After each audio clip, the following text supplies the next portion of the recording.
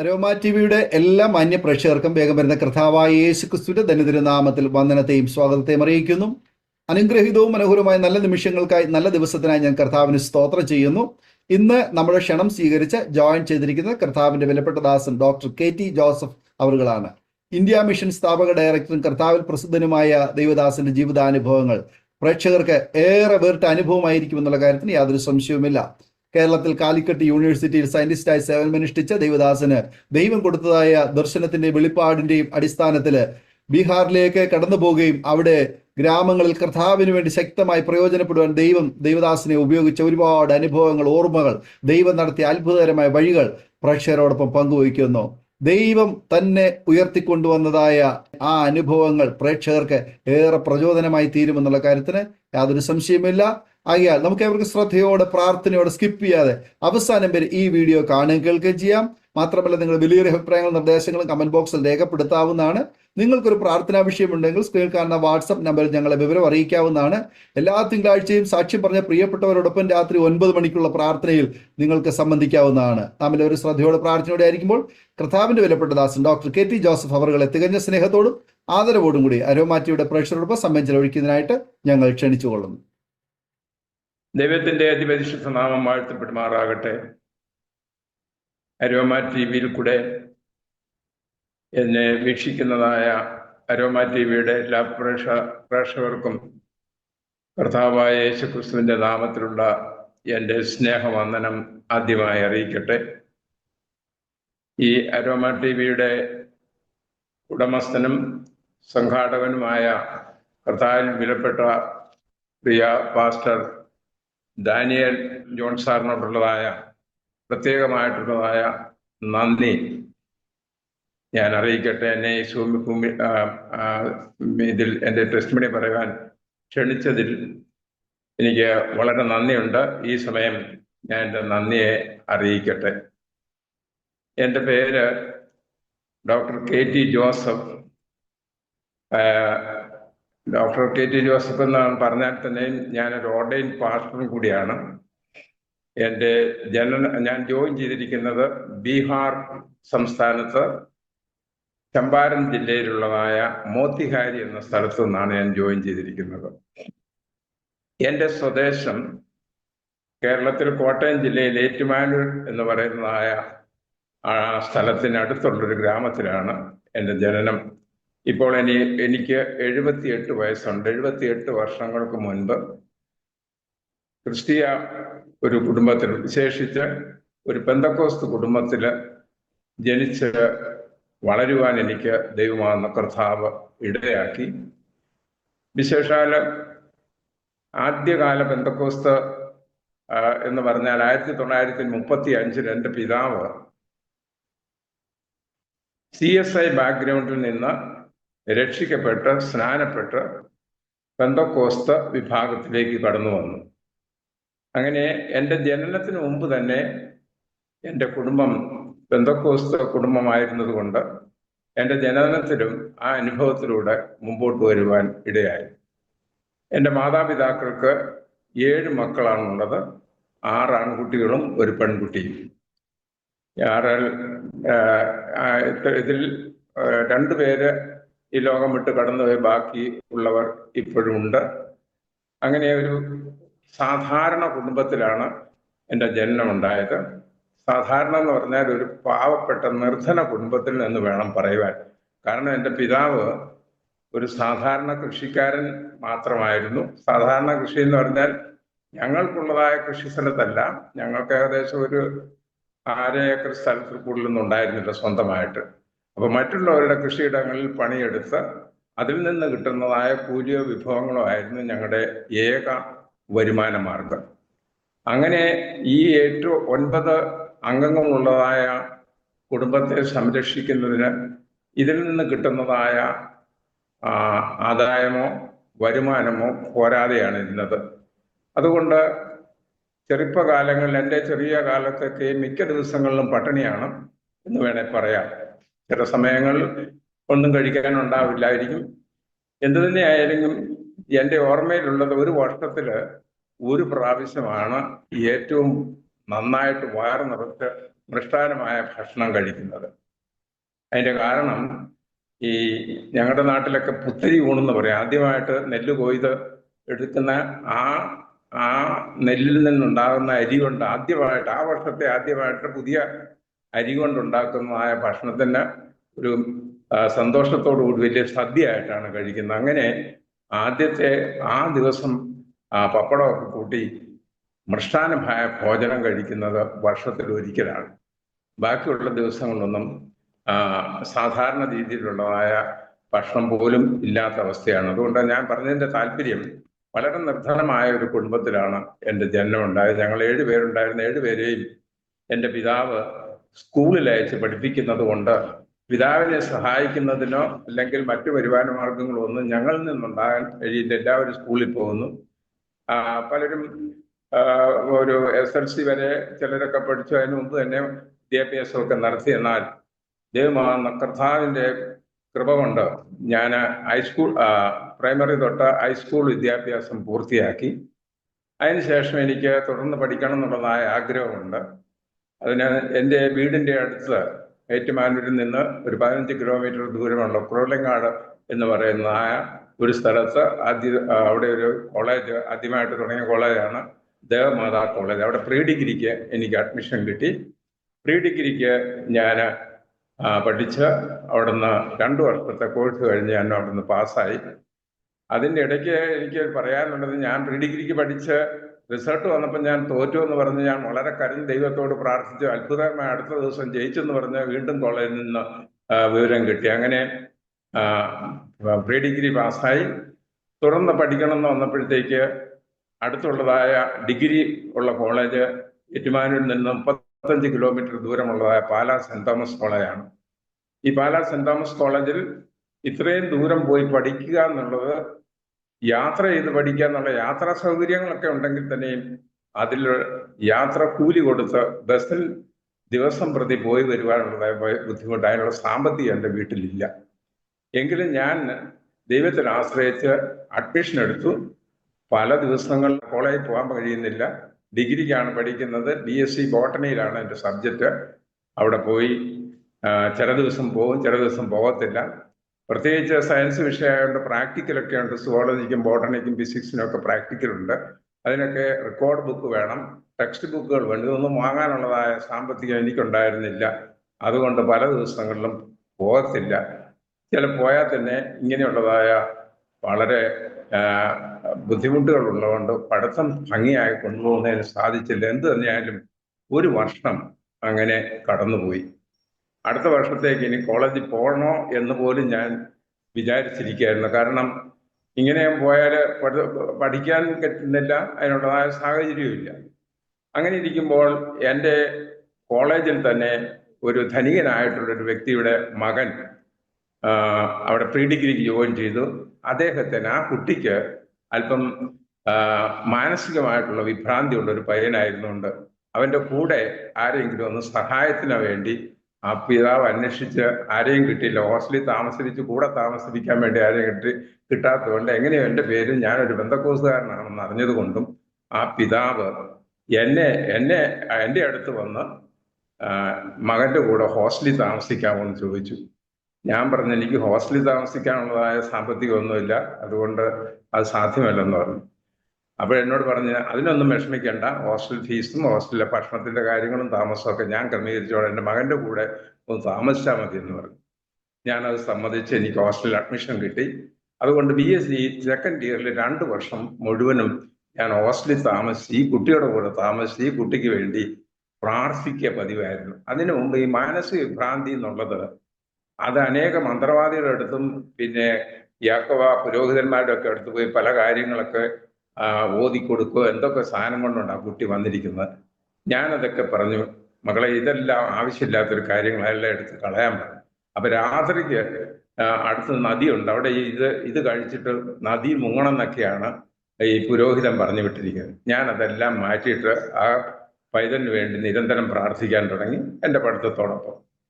അങ്ങനെ 2 കൊല്ലം എൻ്റെ റൂമിൽ താമസിച്ച ആ കുട്ടി, ഞാൻ 2 വർഷം പൂർത്തിയായപ്പോഴും ആ കുട്ടി അവിടെയുണ്ട്. വളരെ യാതൊരു കുഴപ്പമില്ലാത്തതായ നല്ലൊരു കുട്ടിയായിട്ട് അവനവിടെ പഠിത്തം തുടർന്നു. പിന്നീട് ഞാൻ അവനെക്കുറിച്ച് കേൾക്കുന്ന അവന് MSc സൈക്കോളജി പാസ്സായി ഇവിടെ പ്രൊഫസറായെന്നൊക്കെ, അവനെപ്പറ്റി പിന്നെ വിവരങ്ങളൊന്നും എനിക്കില്ല. അങ്ങനെ ഒരു ഹോസ്റ്റലിൽ താമസിക്കാനുള്ളതായ സൗകര്യവും നല്ല ഭക്ഷണമൊക്കെ എനിക്ക് ലഭിച്ചത് അങ്ങനെ ഒരു സാഹചര്യത്തിലാണ്. അതിനുശേഷം വലിയ മാർക്കൊന്നും ഇല്ലായിരുന്നു, സെക്കൻഡ് ക്ലാസ്സോട് കൂടി മാത്രമാണ് പാസ്സായത്. അപ്പോൾ തന്നെ തുടർന്നുള്ളതായ പഠനത്തിന് എനിക്ക് ഒരാഗ്രഹം ഉണ്ടായിരുന്നെങ്കിലും അത് ലഭിക്കുമെന്ന് തോന്നുന്നില്ല. കേരളത്തിൽ അന്ന് 58 വർഷങ്ങൾക്ക് മുമ്പുള്ള കാര്യമാണ് പറയുന്നത്. 58 വർഷങ്ങളുള്ള കാര്യമാണ്. അന്ന് ഒരു കോളേജിലും MScക്ക് സീറ്റുകൾ കുറവാണ്. ഉണ്ടെങ്കിൽ തന്നെ ഈ മാനേജ്മെന്റ് കോളേജുകളിലൊക്കെ നമുക്കൊന്നും അഡ്മിഷൻ കിട്ടത്തില്ല, അവരുടെ ആളുകൾക്ക് കിട്ടും.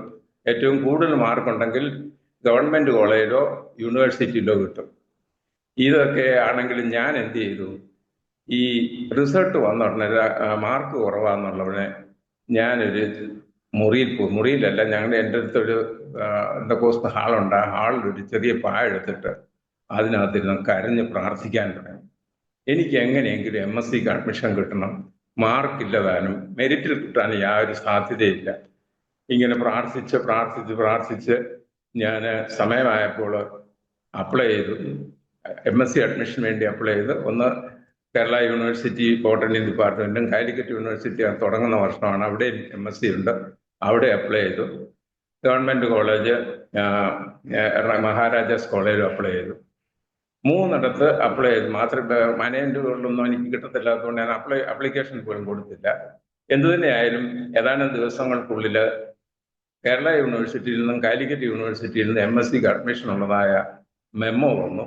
ഞാൻ ഇന്റർവ്യൂവിന്റെ ദിവസം പോയി. പല കുട്ടികളും വന്നിട്ടുണ്ട്. ഇന്റർവ്യൂ എല്ലാം കഴിഞ്ഞ് അഡ്മിഷൻ ലിസ്റ്റ് ഇട്ടപ്പോൾ എനിക്കെങ്ങനെ കിട്ടാനാണ്? കാരണം ഞാൻ സെക്കൻഡ് ക്ലാസ്സാണ്, ബാക്കിയുള്ളവരെല്ലാം നല്ല മാർക്കും റാങ്ക് ഉള്ളവരൊക്കെ ഉണ്ട്. ഞാൻ വിചാരിച്ചു, അഡ്മിഷൻ ലിസ്റ്റ് ഇട്ടപ്പോഴത്തേക്ക് എന്തുകൊണ്ടോ 8 സീറ്റാണുള്ളത്, അതിൽ 5 മാത്രമേ ഓപ്പൺ ആയിട്ടുള്ളൂ, ബാക്കി റിസർവേഷനാണ്. എന്നാൽ അതിൽ 3ാമത്തെ വെയിറ്റിംഗ് ലിസ്റ്റ് എനിക്ക് ഇട്ടിട്ടുണ്ടായിരുന്നു. അപ്പോൾ അവിടെയും പ്രതീക്ഷയില്ല, ആരും വെയിറ്റിംഗ് ലിസ്റ്റിൽ എങ്ങനെ കിട്ടാൻ, അതുകൊണ്ട് പോകുമെന്നുള്ളത് എനിക്കറിയത്തില്ലായിരുന്നു. ഞാൻ എന്ത് തന്നെയായാലും വളരെ നിരാശയോടുകൂടി വീട്ടിൽ വന്ന് വീണ്ടും പ്രാർത്ഥന തുടങ്ങി. എങ്ങനെയെങ്കിലും ഈ വെയിറ്റിംഗ് ലിസ്റ്റ് കിട്ടാൻ സാധ്യത ഒട്ടുമേ ഇല്ല എന്നുള്ളതായിരുന്നു എൻ്റെ വിചാരം. എന്നായാലും അന്ന് ഈ MBBSന്, ഈ ബയോളജി എടുക്കുന്ന MBBSകാർക്ക് ഏറ്റവും ഇന്നത്തെ കൂട്ട് എൻട്രൻസ് ടെസ്റ്റില്ല, ഇത് ഏറ്റവും കൂടുതൽ മാർക്ക് കിട്ടുന്നവരെ MBBSന് എടുക്കും. അങ്ങനെ ആ ലിസ്റ്റിലുണ്ടായിരുന്ന അന്ന് അഡ്മിഷൻ ലഭിച്ച 3 പേർക്ക് MBBSന് അഡ്മിഷൻ കിട്ടിയപ്പോൾ 3 വേക്കൻസി വന്നു. വെയിറ്റിംഗ് ലിസ്റ്റിലുള്ള എനിക്കും അവിടെ അഡ്മിഷൻ കിട്ടി. അഡ്മിഷൻ കിട്ടിയ ഉടനെ ഞാൻ വളരെ സന്തോഷത്തോടു കൂടി അവിടെ നെക്സ്റ്റ് തന്നെ മെമ്മോ വന്നു. അവിടെ ചെന്ന് ഫീസ് അടയ്ക്കാൻ അവരൊരു മെമ്മോ തന്നു. ഫീസ് അടയ്ക്കാൻ വേണ്ടി കൗണ്ടറിൽ ചെന്നു നോക്കിയപ്പോൾ എൻ്റെ മെമ്മോയ്ക്കകത്ത് ഫീസ് എഴുതിയിരിക്കുന്ന എമൗണ്ട് പോരാ, അതുകൂടാതെ പോർഷൻ ഡിപ്പോസിറ്റ് 3 മാസത്തെ ഫീസ് ഒരുമിച്ച് അടയ്ക്കണമെന്ന് പറഞ്ഞു. അന്ന് കാലിക്കറ്റ് യൂണിവേഴ്സിറ്റി തുടങ്ങിയതായതുകൊണ്ട് അന്നൊരു പ്രൈവറ്റ് കോളേജ് ഡിപ്പാർട്ട്മെന്റ് നടത്തിക്കൊണ്ടിരിക്കുന്ന കോഴിക്കോടുള്ളതായ സെന്റ് ജോസഫ് ദേവഗിരി കോളേജിലെ ഒരു ബിൽഡിങ്ങിലാണ് നടത്തിക്കൊണ്ടിരുന്നത്. ഞാൻ ചെന്നപ്പോൾ കൗണ്ടറിൽ പറഞ്ഞു, ഈ ഫീസ് മുഴുവൻ അടയ്ക്കാതെ അഡ്മിഷൻ എടുക്കാൻ പറ്റത്തില്ലെന്ന് പറഞ്ഞു. എൻ്റെ കയ്യിൽ ഒരു പൈസയില്ല. ഞാൻ വന്നത് ചെറിയൊരു പൈസയും കൊണ്ടാണ്, പറഞ്ഞ പൈസ മാത്രം.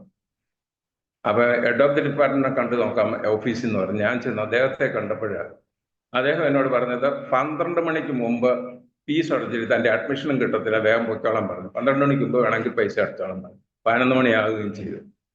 വളരെ പ്രയാസത്തോടു കൂടി കരഞ്ഞ് ഇനി നിവൃത്തിയൊന്നുമില്ല, വീട്ടിലേക്ക് പോയിക്കളയാമെന്ന് വിചാരിച്ച് ഇറങ്ങി.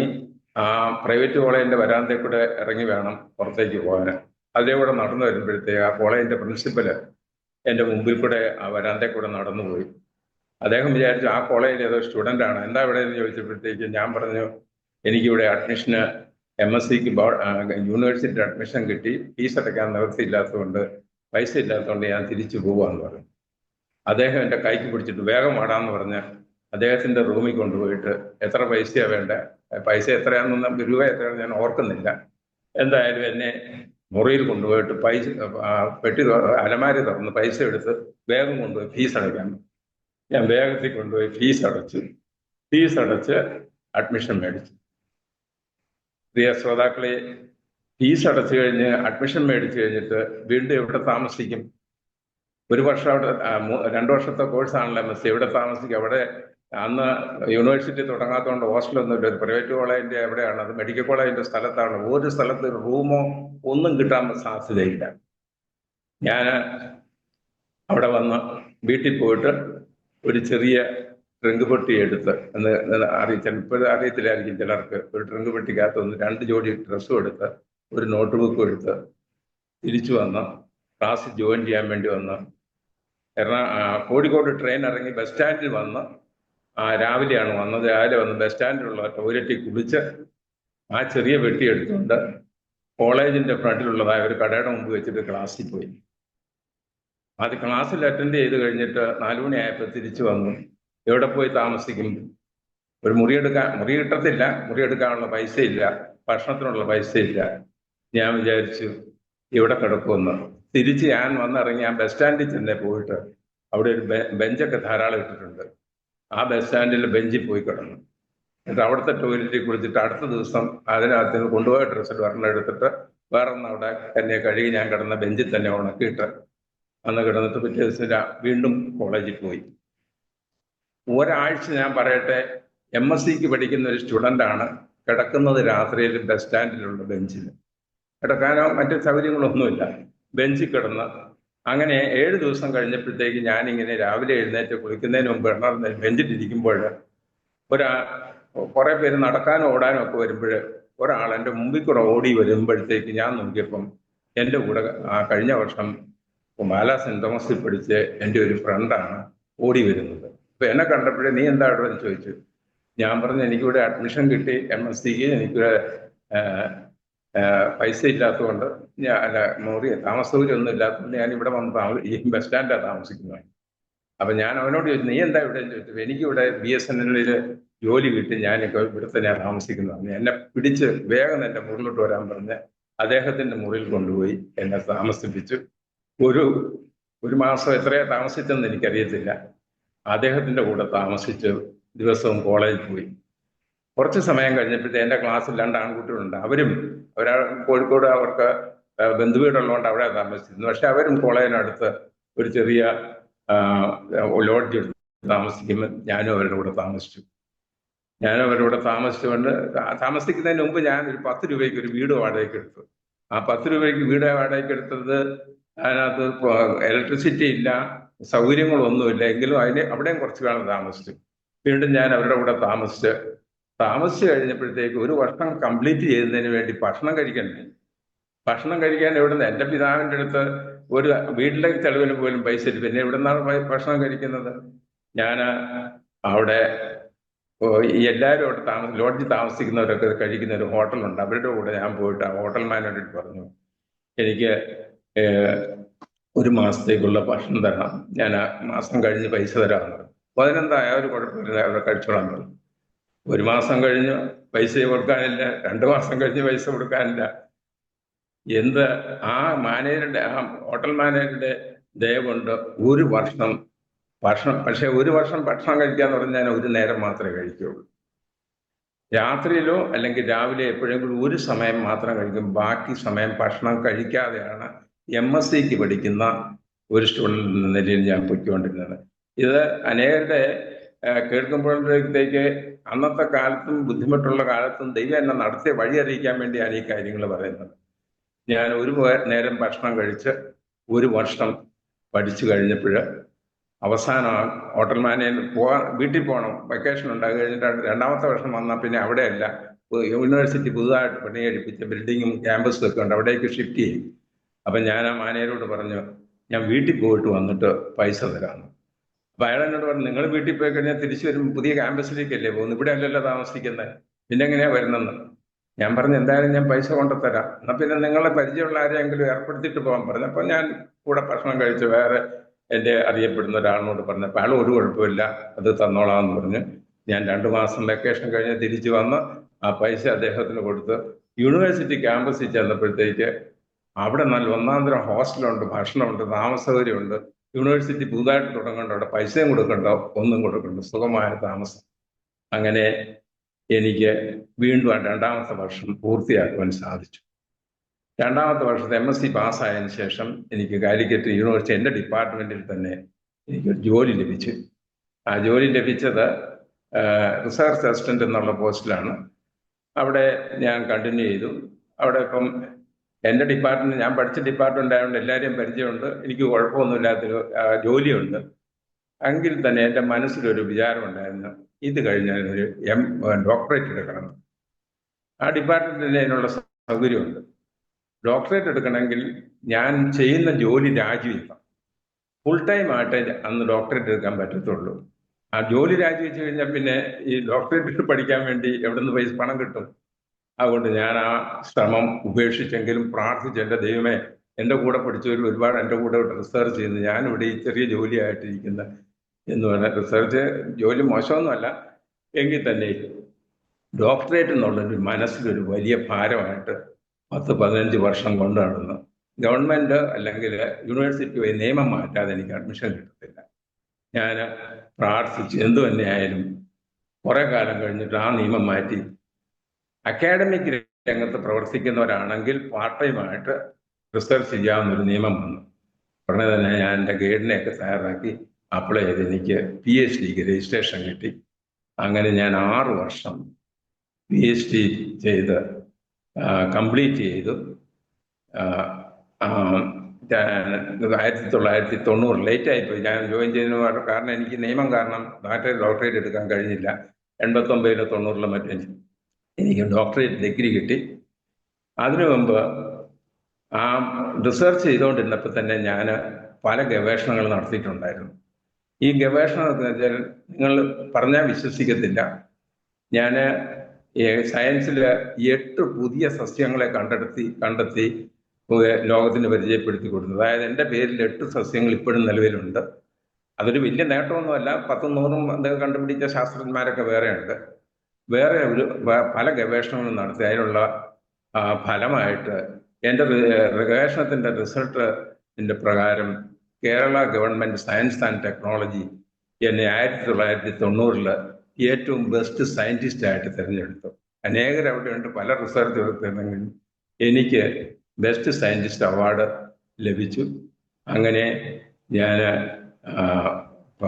ശാസ്ത്രരംഗത്തും അതുപോലെ ജോലിയിലും അധ്യാപകനായിട്ടും ജോലി ചെയ്ത് മുമ്പോട്ട് പോയിക്കൊണ്ടിരുന്നപ്പോൾ വീണ്ടും എനിക്ക് ഗവേഷണത്തിൽ കൂടുതൽ ഇപ്പം ചെയ്യണമെന്ന് വെച്ചാൽ ഞാൻ ലക്ഷദ്വീപിലെ സസ്യങ്ങളെ പറ്റി പഠിക്കാനുള്ള പ്രോജക്റ്റ് എടുത്തു. ഗവൺമെൻറ് ഓഫ് ഇന്ത്യ എനിക്കൊരു പ്രോജക്റ്റ് തന്നു, ഈ വിമാനത്തിൽ പക്ഷി ഇടിക്കുന്നതിന് തടയാനുള്ളതായ പദ്ധതിക്ക്. അതിനുള്ളതായ ഞാൻ പ്രോജക്റ്റൊക്കെ കൊടുത്തു. അത് ഗവൺമെൻറ് ഓഫ് ഇന്ത്യയുടെ നല്ലൊരു റിസർച്ച് പ്രോജക്റ്റ് എനിക്ക് കിട്ടി. കേരള ഗവൺമെൻറ്റിൻ്റെ മറ്റൊരു വെള്ളത്തിലുള്ള സസ്യങ്ങളെ പറ്റി പഠിക്കാനുള്ളതായ പ്രോജക്റ്റ് കിട്ടി. ഇതൊക്കെ ആയിട്ട് ഗവേഷണമായിട്ട് മുമ്പോട്ട് പോകാമെന്ന് വിചാരിച്ച് ഇരിക്കുമ്പോൾ 92 ആയപ്പോഴത്തേക്ക് ദൈവാത്മാവ് ഇടപെട്ടു, കർത്താവിൻ്റെ വേല ചെയ്യണം. അതേ സമയത്ത് ഞാൻ ഈ സമയത്ത് തന്നെ ICPF-ന്റെ എക്സിക്യൂട്ടീവില് 15 വർഷത്തോളം തുടർന്നുള്ള വർഷങ്ങൾ പറയുകയായിരുന്നു. ഇന്ത്യ വേറൊരു മലബാറിലുള്ളതായ IPC-യുടെ ഒരു മിഷൻ ഉണ്ടായിരുന്നു, മലബാർ മിഷൻ എന്ന് പറഞ്ഞാൽ. അതിൻ്റെ ഡെപ്യൂട്ടി പ്രസിഡന്റായിട്ടും പല ഫീൽഡിലും, പിന്നെ IPC-യുടെ സെന്ററിലെ പല സെന്ററിലും കേരള സ്റ്റേറ്റിന്റെ കൗൺസിൽ മെമ്പർ, ഇങ്ങനെ വിവിധ നിലകളിൽ സഭയായിട്ട് ബന്ധപ്പെട്ട് പ്രവർത്തിച്ചുകൊണ്ടിരുന്നപ്പോഴാണ് പറഞ്ഞത്, കർത്താവിൻ്റെ വേലയിൽ മുമ്പോട്ട് വരണമെന്നൊരു ആഹ്വാനം എനിക്കുണ്ടായി. അത് പൂർത്തീകരിച്ചത് എൻ്റെ കൂടെ ഇപ്പോൾ കാനഡയിലുള്ള ഡോക്ടർ മാത്യു പി കോശി എന്ന് പറയുന്ന അദ്ദേഹം തൃശ്ശൂര് ഒരു ഗവേഷണ സ്ഥാപനത്തിൽ ഏറ്റവും വലിയ ചീഫ് സയന്റിസ്റ്റായിട്ട് ജോലി ചെയ്തുകൊണ്ടിരുന്നപ്പോൾ അദ്ദേഹത്തിന് അവിടെ നിന്ന് ജോലി കിട്ടി. കാനഡയിൽ പോയപ്പോഴത്തേക്ക് അദ്ദേഹത്തിന്റെ മനസ്സിൽ, അദ്ദേഹം ഭയങ്കര സുവിശേഷ താല്പര്യമുള്ളൊരു മനുഷ്യനായിരുന്നു. അദ്ദേഹത്തിന്റെ മനസ്സിൽ ഈ മലബാറിലെ സുവിശേഷീകരണം നടത്തണം എന്നാണ് അദ്ദേഹത്തിന്റെ മനസ്സിലുണ്ടായിരുന്നു. അദ്ദേഹം കാനഡയിൽ പോയിട്ട് പൈസയൊക്കെ ഉണ്ടാക്കി ഈ മലബാർ സുവിശേഷീകരണത്തിന് എന്ത് ചെയ്യുമെന്ന് ആരെയും കാണാൻ പല പാസ്റ്റർമാർ ചോദിച്ചപ്പോൾ അവർക്കൊന്നും കമ്മ്യൂണിക്കേഷന് സ്കില്ലില്ലാത്തതുകൊണ്ട് അവർക്കൊന്നും പറ്റത്തില്ലെന്ന് പറഞ്ഞു. എൻ്റെ പേര് പാസ്റ്റർ KC ഉമ്മൻ എന്ന് പറഞ്ഞിട്ട് ഇപ്പോൾ മഞ്ചേരി സെന്ററിന്റെ ശുശ്രൂഷനായിരിക്കുന്നു. അദ്ദേഹം അതിഥി ഘോഷ് സാറിനോട് പറഞ്ഞ് ഇങ്ങനെ ഒരാൾ യൂണിവേഴ്സിറ്റിയിലുണ്ട്, അദ്ദേഹത്തിനോട് പറഞ്ഞാൽ നിങ്ങൾക്ക് കമ്മ്യൂണിക്കേഷൻ ഒക്കെ ഈസി ആയിട്ട് ചെയ്യുമെന്നുണ്ട്. അദ്ദേഹം എന്നെ ബന്ധപ്പെട്ടു. ഞങ്ങൾ 1992 ഒരു മലബാറിലെ ചില പുതിയ വേലസ്ഥലങ്ങളെടുത്ത് ചില ആളുകളെ അവിടെ ആക്കി അവർക്ക് ചെറിയ രീതിയിൽ സപ്പോർട്ട് തുടങ്ങി. 92 93 ആയപ്പോഴത്തേക്ക് ഈ മാത്യു കോശ് സാർ കാനഡയിൽ നിന്ന് എൻ്റെ അടുത്ത് വന്ന് കാലിക്കറ്റിൽ വന്ന് നമുക്ക് പറഞ്ഞു, നമുക്ക് ഇങ്ങനെ കുറച്ച് പേരെ പോരാ, കുറെ 100 സഭകൾ ഇവിടെ സ്ഥാപിക്കണം, അതിന് സാമ്പത്തികമായിട്ടുള്ള സഹായം ഞാൻ ചെയ്തു തരാം, സാർ ഇത് കോർഡിനേറ്റ് ചെയ്യാമെന്ന് എന്നോട് ചോദിച്ചു. ഞാൻ പറഞ്ഞു ഞാൻ കോർഡിനേറ്റ് ചെയ്യാമെന്ന് പറഞ്ഞു. അങ്ങനെ പല സെന്ററിലായിട്ട് പല സ്ഥലങ്ങളിലായിട്ട് 65 സഭകൾ തുടങ്ങി അത് കോർഡിനേറ്റ് ചെയ്തുകൊണ്ടിരുന്ന 1 വർഷമായപ്പോൾ തന്നെ ദൈവാത്മാവ് കോശി സാറിനോട് പറഞ്ഞു, നിങ്ങൾ ബീഹാറിൽ പോയി വർക്ക് ചെയ്യണമെന്ന് പറഞ്ഞു. മാധവി കോശി സാറിനോട് ദർശനത്തിൽ കൂടെ ഒരാൾ പറഞ്ഞു.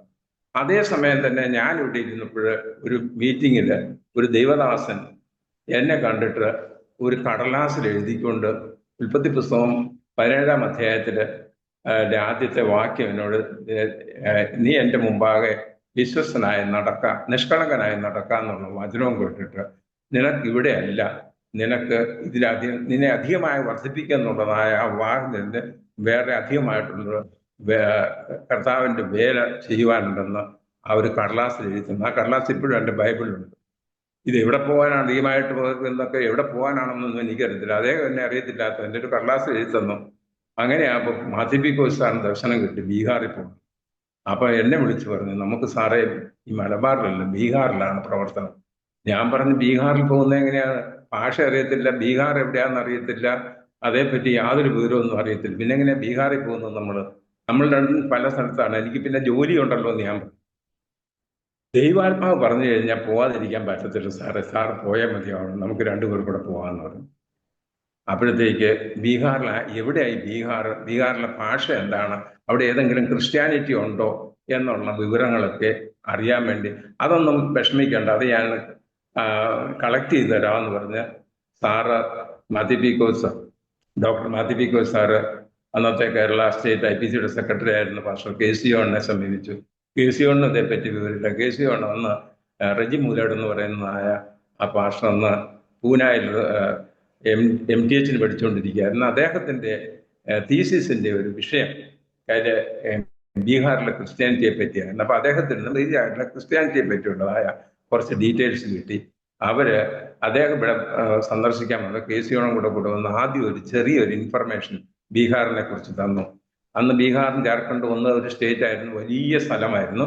അതിൽ നോർത്ത് ബീഹാർ എന്ന് പറയുന്നതാണ് ഇപ്പോഴത്തെ ബീഹാർ. അവിടെയെങ്കിലും കാര്യമായ ചർച്ചകളൊന്നുമില്ല.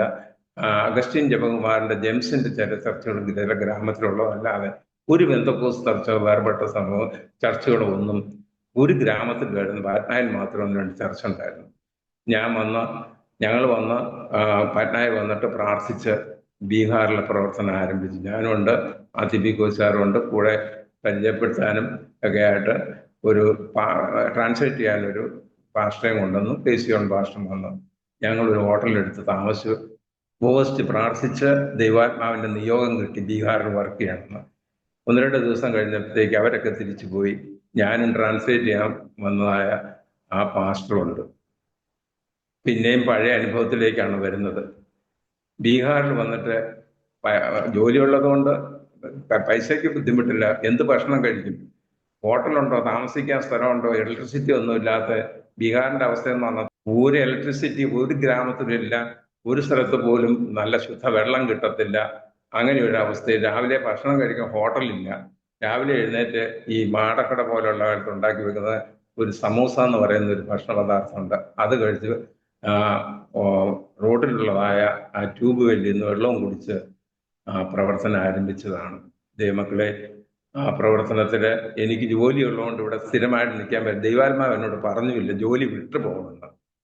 ഞാൻ വിചാരിച്ചു എന്നാ ഒരു 6 മാസം ഇവിടെ ഒരു 6 മാസം ജോലിയും ചെയ്യാമെന്ന് വെച്ച് കേരളത്തില് പോയി അങ്ങനെ അപ്ലൈ ചെയ്ത് ഓരോ വർഷം 6 മാസം ബീഹാറിലും 6 മാസം കേരളത്തിൽ ജോലിയും ചെയ്ത് 7 വർഷം തുടർന്നു കൊണ്ടുപോയി. 2001 ആയപ്പോഴത്തേക്ക് എൻ്റെ റിട്ടയർമെന്റ് സമയമൊക്കെ ആയപ്പോഴത്തേക്ക് നേരെ തന്നെ ഓൾറെഡി റിട്ടയർമെന്റ് എടുത്തു. അതുകൊണ്ട് എനിക്ക് ആ 7 വർഷം ഇവിടെ വന്ന് പ്രവർത്തിച്ചത് കൊണ്ട് ചർച്ച് പ്ലാൻ ചെയ്യാൻ തുടങ്ങി. ഏഹ് ഒരു ബൈബിൾ സ്കൂൾ ഉടനെ തുടങ്ങണം. അതൊക്കെ ദൈവാത്മാവ് പറയുന്ന, ഞങ്ങൾ തുടങ്ങുന്നൊന്നുമല്ല. ദൈവാത്മാവ് തുടങ്ങുന്ന ഉടനെ മതിപ്പിക്കോ സാറുണ്ടോ പറഞ്ഞു, സാറെ ഉടനെ പോയിട്ട് അവിടെ ബൈബിൾ സ്കൂൾ. ഞാൻ പറഞ്ഞു ബൈബിൾ സ്കൂൾ തുടങ്ങണമെങ്കിൽ സ്റ്റാഫ് വേണം, കെട്ടിടം വേണം, സൗകര്യങ്ങൾ, അതൊന്നും അറിയണ്ട. വേഗം ചെന്നിട്ട് ഡെസ്കും ബെഞ്ചും മേടിച്ച് ഒരു മുറി എടുത്തിട്ട് തുടങ്ങാൻ പറഞ്ഞു. ഞാൻ പിന്നെയും കോഴിക്കോട്ട് നിന്ന് ബീഹാർ വരുന്ന അന്നത്തെ യാത്ര ഇന്നത്തെ പോലെയൊന്നും അല്ല. അതിഭയങ്കരമായിട്ട് ഒരൊറ്റ ട്രെയിൻ പോലും ഡയറക്റ്റ് ആയിട്ടൊന്നും ഉണ്ടായിരുന്നില്ല. ഞാൻ കൽക്കട്ടയിൽ പോയിട്ട് മദ്രാസിൽ പോയിട്ട് കൽക്കട്ടയിൽ പോയിട്ട് കൽക്കട്ടയിൽ നിന്ന് പാറ്റ്നയിലെ ട്രെയിൻ കയറിയിട്ട് വന്ന് വളരെ ബന്ധപ്പാടുള്ള, അത് ഒരു ട്രെയിനൊക്കെ ഉള്ള അതിനകത്ത്. അന്ന് ബോട്ടിൽ വാട്ടർ ഒന്നുമില്ല. ഈ ട്രെയിൻ നിർത്തുമ്പോൾ ഓടി പൈപ്പിൽ നിന്ന് വെള്ളം മേടിച്ച് കുടിച്ചിട്ടൊക്കെ വരുന്ന അതേ യാത്രയായിരുന്നു. അങ്ങനെ അധ്വാനിച്ച് 7 വർഷം ഞാൻ ഇവിടെ പറക്കി ബൈബിൾ സ്കൂളും തുടങ്ങി. 10 സ്റ്റുഡൻസിനെ കിട്ടി. ഇന്നത്തെ അനേകം പോരാട്ടങ്ങളൊക്കെ ഉണ്ട്, അതൊന്നും പറയാനുള്ള സമയങ്ങളൊന്നുമില്ല. ഇങ്ങനെ ബൈബിൾ സ്കൂള് തുടങ്ങി. അവിടുത്തെ 10 കുട്ടികളെ കിട്ടി. 10 കുട്ടികളിൽ 2 പിശാച് ബാധിച്ച പിള്ളേരായിരുന്നു. നമുക്ക് ഈ പിശാചിനെ അകറ്റാനുള്ള ശുശ്രൂഷയൊന്നും അന്ന് അറിയത്തുമില്ല, ഒന്നുമില്ല. എങ്കിൽ തന്നെയും പ്രാർത്ഥിച്ച് ഈ പിശാച് ബാധിച്ച അവിടെയുള്ള ബൈബിൾ സ്കൂളിലുള്ള സകല ബൾബുകളും പൊട്ടിച്ചു. ഈ പറയപ്പെടുന്ന സൈക്കിളുകൾ, സാധനങ്ങളെല്ലാം തല്ലിപ്പൊട്ടിച്ചപ്പോഴത്തേക്ക് ഞാൻ ചിലരെ വിളിച്ച് അയാളെ പിടിച്ച് കെട്ടി അവിടെ വെച്ചു. പിടിച്ച് കെട്ടി വെച്ചിട്ട് അദ്ദേഹത്തെ കൊണ്ടുപോയി, വീട് എവിടെയാണെന്നും ഒന്നും അറിയത്തില്ല. പിന്നെ എൻ്റെ കൂടെയുള്ള മാസ്റ്റർക്ക് അദ്ദേഹം ഈ നല്ലതായിട്ട് ഹിന്ദി അറിയാവുന്നതുകൊണ്ടൊക്കെ അന്വേഷിച്ച് പിടിച്ച് അദ്ദേഹത്തിൻ്റെ വീട്ടിൽ കൊണ്ടുപോകുന്ന വഴിക്ക് പോലീസുകാരെ വരെ അദ്ദേഹം ചവിട്ടുകയും തല്ലുകയൊക്കെ ചെയ്തിട്ടുണ്ട്. ഈ പ്രാന്തൻ ചെറുക്കൻ കൊണ്ടുപോയി അയാൾ വീട്ടിലാക്കി തിരിച്ചു വന്നു. ആ വഴിക്കൊക്കെ ഞങ്ങൾക്കും തൊഴിയും മടിയൊക്കെ കിട്ടിയിട്ടുണ്ട് ധാരാളമായിട്ട്. അങ്ങനെ ബൈബിൾ സ്കൂൾ തുടങ്ങി 8 പേര് അതിൽ പഠിച്ച് പാസ്സായി. അവരെ 97 ആയപ്പോഴത്തേക്ക് അവരെ വേറെ സ്ഥലങ്ങളിലാക്കി. വീണ്ടും കേരളത്തിൽ നിന്ന് 2-3 ദൈവദാസന്മാർ വന്നു. അവരും ഇവിടെ പ്രവർത്തിക്കാൻ താല്പര്യപ്പെട്ടു വന്നാണ്. അവർ പ്രാർത്ഥന തുടങ്ങി. പിന്നീട് കേരളത്തിൽ നിന്ന് പല ദൈവദാസന്മാരും വന്ന് ബൈബിൾ സ്കൂളിലെ പ്രിൻസിപ്പലായിട്ട് രജിസ്ട്രാറായിട്ടും ഒക്കെ പലരും വന്ന് പ്രവർത്തനം തുടങ്ങി. ഞാൻ ചുരുക്കി പറയട്ടെ, 2001 ആയപ്പോഴത്തേക്ക് അത് ഞാൻ ജോലി കണ്ടിന്യൂ ചെയ്ത്, എനിക്ക് ജോലി കണ്ടിന്യൂ ചെയ്തതിൻ്റെ വേറെ ദൈവാത്മാവ് സഹായിച്ചതായിരിക്കും. അതുകൊണ്ട് എനിക്ക് ഇന്നും പെൻഷൻ കിട്ടുന്നുള്ളൂ. ആ ജോലി പെൻഷൻ കിട്ടുന്നതുകൊണ്ട് ഇവിടെ ഒരു ഇന്ത്യ മിഷൻ എന്ന് പറയുന്നതായ ഈ മിഷൻ ഇപ്പം എനിക്ക് തോന്നുന്നു ഇന്ത്യയിലെ തന്നെ ഏറ്റവും നല്ലൊരു മിഷൻ പ്രവർത്തനമാണ്. അതിൽ നിന്ന് നമുക്ക് 10,000 ശുശ്രൂഷകന്മാരുണ്ട്.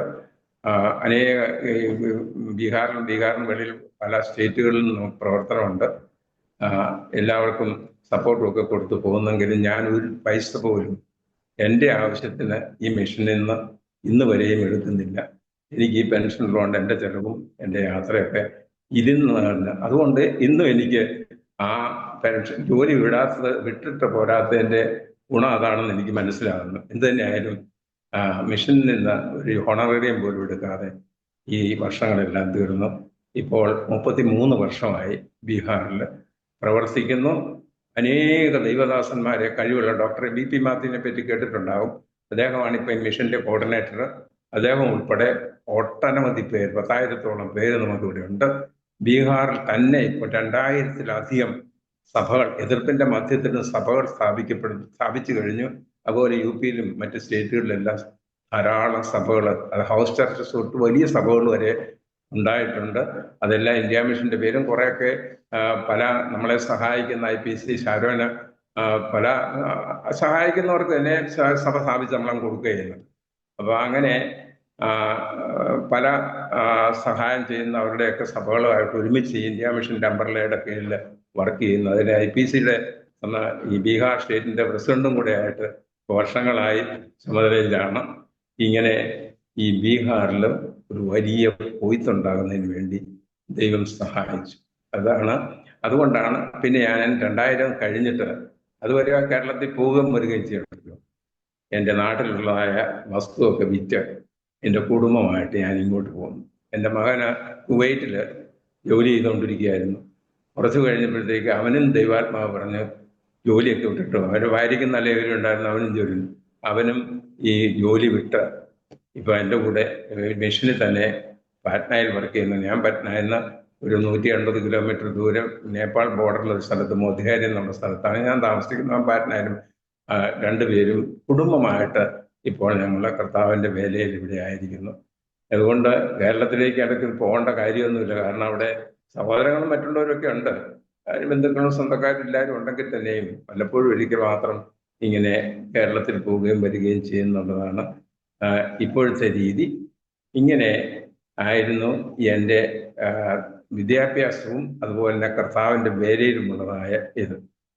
ഇനി ഇപ്പോഴത്തെ സ്ഥിതി എന്ന് പറഞ്ഞാൽ എന്നെ സംബന്ധിച്ചിടത്തോളം പ്രായം 78 ആയതുകൊണ്ട് ശാരീരിക ക്ഷീണങ്ങളൊക്കെ ഉള്ളതുകൊണ്ട് പല സ്ഥലത്തും പോകാനും ഒന്നും കഴിയാത്തതുകൊണ്ട് ഞാൻ താമസിക്കുന്ന ബൈബിൾ കോളേജിൽ നല്ല ക്യാമ്പസാണ്. 3.5 ഏക്കർ സ്ഥലവും ക്യാമ്പസും ഉണ്ട്. ആ ക്യാമ്പസിൽ താമസിക്കാനുള്ള സൗകര്യമൊക്കെ ഉണ്ട്. അവിടെ തന്നെ താമസിക്കുകയാണ്. ദൂരെ അങ്ങ് പോകണമെങ്കിൽ ശാരീരികമായിട്ടുള്ളതായ ക്ഷീണാവസ്ഥയൊക്കെ ഉള്ളതുകൊണ്ട് വണ്ടി വേണം. വണ്ടി ഇങ്ങനെ മിഷൻ വാഹനങ്ങളൊക്കെ ഉണ്ടെങ്കിലും സ്വന്തമായ ഒരു വാഹനമൊന്നും ഇല്ലാത്തതുകൊണ്ട് അധികം ദൂരമൊന്നും യാത്ര ചെയ്ത് ബസ്സിലോ അതുപോലെ തന്നെ ട്രെയിനിൽ പോലും ഇപ്പോൾ യാത്ര ചെയ്യാൻ ഒരു 2 ഓപ്പറേഷൻ കഴിഞ്ഞതിന് ശേഷം ശാരീരികമായ ക്ഷീണമായിട്ട് അങ്ങനെയുള്ള യാത്രകളൊന്നും പറ്റത്തില്ല. പിന്നെ സ്വന്തമായ വാഹനം ഉണ്ടെങ്കിൽ യാത്ര ചെയ്യാം. അത് ഇല്ലാത്തത് കൊണ്ട് ദൂരങ്ങളിലൊന്നും യാത്ര ചെയ്യുന്നില്ല. മെഷീന് വാഹനം ഇല്ലാഞ്ഞിട്ടില്ല, പക്ഷെ അതൊക്കെ അതിൻ്റെ സമയത്തൊന്നും പോകാൻ പറ്റത്തുള്ളത് ചില സ്ഥലങ്ങളിലൊക്കെ അധികം ദൂരം. പക്ഷെ യാത്ര ചെയ്യാനാണെങ്കിൽ ബീഹാറുണ്ട്, UP ഉണ്ട്, രാജസ്ഥാനുണ്ട്, അതുപോലെ തന്നെ ജാർഖണ്ഡ് ഉണ്ട്, മധ്യപ്രദേശ്, ഇവിടെ എല്ലാം നമുക്ക് വർക്കുകളുണ്ട്. അവിടെയൊക്കെ പോകാനുള്ള ആരോഗ്യസ്ഥിതികൾ ഉള്ളതുകൊണ്ട് പോകാൻ കഴിയാത്ത, പക്ഷേ നമ്മുടെ ടീമിലുള്ളതായ കർത്തദാസന്മാരൊക്കെ വളരെ ശക്തന്മാരായിട്ട് കർത്തദാസന്മാരാണ്. ഡോക്ടർ BP മാത്യു, ഡോക്ടർ അതുപോലെ തന്നെ കൂടെയുള്ള കുറേ നല്ല ലീഡേഴ്സ് ഉണ്ട്. അവരുടെയൊക്കെ നിസ്വാർത്ഥമായ സേവനവും പ്രവർത്തനങ്ങളുമാണ് ഈ ബീഹാറിലെ പ്രവർത്തനങ്ങൾ ഇത്ര ശക്തമായിട്ട് മുന്നോട്ട്. വേറെ ആദ്യം ജെംസ് എന്ന് പറയുന്ന ജവകുമാർ എന്ന് പറയുന്ന അദ്ദേഹത്തിൻ്റെ സഭകളായിരുന്നു ഇവിടെ ഉണ്ടായിരുന്നത്. ഇപ്പോഴ് അദ്ദേഹത്തിൻ്റെ സഭകളൊക്കെ വളരെ കുറഞ്ഞു വന്നിട്ട് ദൈവം നമ്മുടെ ഈ പ്രവർത്തനത്തെയാണ് ഏറ്റവും ശക്തമായിട്ട് ഉപയോഗിച്ചിരിക്കുന്നു. ദിവസം പ്രതി ഞാൻ പറയുകയാണെങ്കിൽ ഒരു കഴിഞ്ഞ ഇപ്പം ഈ 7-8 മാസത്തിന് മുമ്പ് ആയിരക്കണക്കിന് ആളുകൾ ഈ എതിർപ്പിന്റെ മധ്യത്തിൽ സ്നാനപ്പെടുന്നു. UP യിലാണെങ്കിലും ബീഹാറിലാണെങ്കിലും സ്നാനം നടക്കുന്നുണ്ട്. കാരണം ഈ നിസ്വാർത്ഥമായി സേവനം ചെയ്യുന്ന കർത്തദാസന്മാർ വീട്ടിലെല്ലാം വളരെ ത്യാഗം സഹിച്ച് അടികൊണ്ട് എതിർപ്പുകൊണ്ട് ജയിലിലായിട്ടൊക്കെ ആണെങ്കിലും പ്രവർത്തിക്കുന്നത് കൊണ്ട് സഭകൾ ധാരാളമായിട്ടുണ്ടാകുന്നുണ്ട്. പിന്നെ ഈ പ്രവർത്തനത്തെ സഹായിക്കാൻ വേണ്ടി പലരും മുമ്പോട്ട് വരുന്നതിൻ്റെ ഒരു പ്രധാന ഉദ്ദേശം, ഇതിൻ്റെ മുമ്പിൽ നിൽക്കുന്ന ഏത് സ്ഥാപനമാണെങ്കിലും ഏത് ഓർഗനൈസേഷൻ ആണെങ്കിലും അതിൻ്റെ മുമ്പിൽ നിൽക്കുന്ന അതിൻ്റെ പ്രസിഡന്റോ സെക്രട്ടറിയോ അങ്ങനെയുള്ള ആരെങ്കിലും ആണെങ്കിൽ അവരുടെ കയ്യിൽ കൂടി ആയിരിക്കും പണവും കാര്യങ്ങളും എല്ലാം പോകുന്നത്. ഇവിടെ വരുന്ന എല്ലാവർക്കും ഒരു കാര്യം മനസ്സിലായി, അവർ എത്ര പണം ഇവിടെ ചിലവാക്കുന്നോ അത് അറിയുന്ന പോലുമില്ല ലീഡേഴ്സ്. അതിന് ഓഫീസ് സംവിധാനമുണ്ട്. ആ ഓഫീസ് സംവിധാനത്തിൽ വന്നിട്ട് അവര് ഏതെല്ലാം കാര്യങ്ങൾ കൊടുക്കുന്നോ, വേലക്കാർക്ക് കൊടുക്കുകയോ, സ്ഥാപനങ്ങൾ ഉണ്ടാകുകയോ, വാഹനം മേടിക്കുകയോ, മീറ്റിങ്ങുകളോ കോൺഫറൻസുകളോ എല്ലാം നടത്തുന്നതിന് ഓഫീസ് സംവിധാനത്തിൽ കൂടെയാണ് നടക്കുന്നത്. ആരും കയ്യിൽ ഒരു പൈസ എടുക്കുന്നില്ല. അതുകൊണ്ട് പണത്തിൻ്റെ ട്രാൻസ്പെറൻസി മനസ്സിലാക്കിയിട്ട് ഇവിടെ വരുന്ന ആരാണെങ്കിലും അവർക്ക് മനസ്സിലായി അവർ മുടക്കുന്ന പൈസ മുഴുവൻ വേലയ്ക്ക് 100% ദൈവവേലയ്ക്ക് പോകുന്നു എന്നുള്ള ബോധ്യമുള്ളതുകൊണ്ട് ഇതുവരെ ഒരു മനുഷ്യനോടും പോലും ഇന്ത്യ മിഷൻ എന്നുള്ള ഈ ഓർഗനൈസേഷൻ ഒരു പൈസ തന്ന് സഹായിക്കണമെന്ന് ഞങ്ങളൊരു ലെറ്റർ എഴുതുകയോ ഒരു ആഹ്വാനം നടത്തുകയോ അല്ലെങ്കിൽ ഏതെങ്കിലും വിധത്തിലൊന്ന് പറയുക ചെയ്തിട്ട് ബീഹാറിലെ വേലയെ സഹായിക്കണമെന്ന് ഇതുവരെ ഒരു വാക്ക് പോലും ആരോട് പറഞ്ഞിട്ടില്ല. പക്ഷേ അനേകർ ഇന്നും സഹായിച്ചുകൊണ്ടിരിക്കുകയാണ്. അനേകർ സഹായിച്ചുകൊണ്ടിരിക്കുന്നുണ്ട്. ഈ വേല വളരുന്നല്ല, നമ്മുടെ സ്വന്തം കഴിവുകൊണ്ടൊന്നുമല്ല, ദൈവവും പലരും സഹായിച്ച് ഇങ്ങനെ ഈ പ്രവർത്തനം മുമ്പോട്ട് പോകുന്നതുകൊണ്ടാണ് ഞാൻ പറഞ്ഞത് അനേക സഭകൾ ഇന്നും ഉണ്ടായിക്കൊണ്ടിരിക്കുന്നുണ്ട്. ഇതിൻ്റെ ട്രാൻസ്പെറൻസിയുടെ കാര്യമാണ് ഞാൻ എടുത്തു പറഞ്ഞത്. ഒരു പൈസ പോലും സ്വന്തമായിട്ട് ഞങ്ങൾ ആരും എടുക്കുന്നില്ല. ഡോക്ടർ രവി എടുക്കുന്നില്ല. ഞാൻ ഒരു പൈസ പോലും എനിക്ക് പെൻഷനുള്ളതുകൊണ്ട് ഭക്ഷണത്തിനുള്ള പോലും എനിക്ക് ആ കാര്യത്തിൽ മുമ്പോട്ട് പോകുന്നത്. ഈ ട്രാൻസ്പെറൻസിയാണ് പലരെയും ഇതിനെ സഹായിക്കാൻ വേണ്ടി ഇരുന്നത്. ചെറിയ തുടക്കത്തിൽ നിന്ന് തുടങ്ങിയതാണ്. ഞാൻ കാലിക്കറ്റ് യൂണിവേഴ്സിറ്റിയിൽ ആദ്യം MSc അഡ്മിഷന് കിട്ടിയപ്പോൾ അവിടെ ഞാൻ ഒറ്റയാളായിരുന്നു പെന്തക്കോസ്തുകാരനായിരുന്നത്.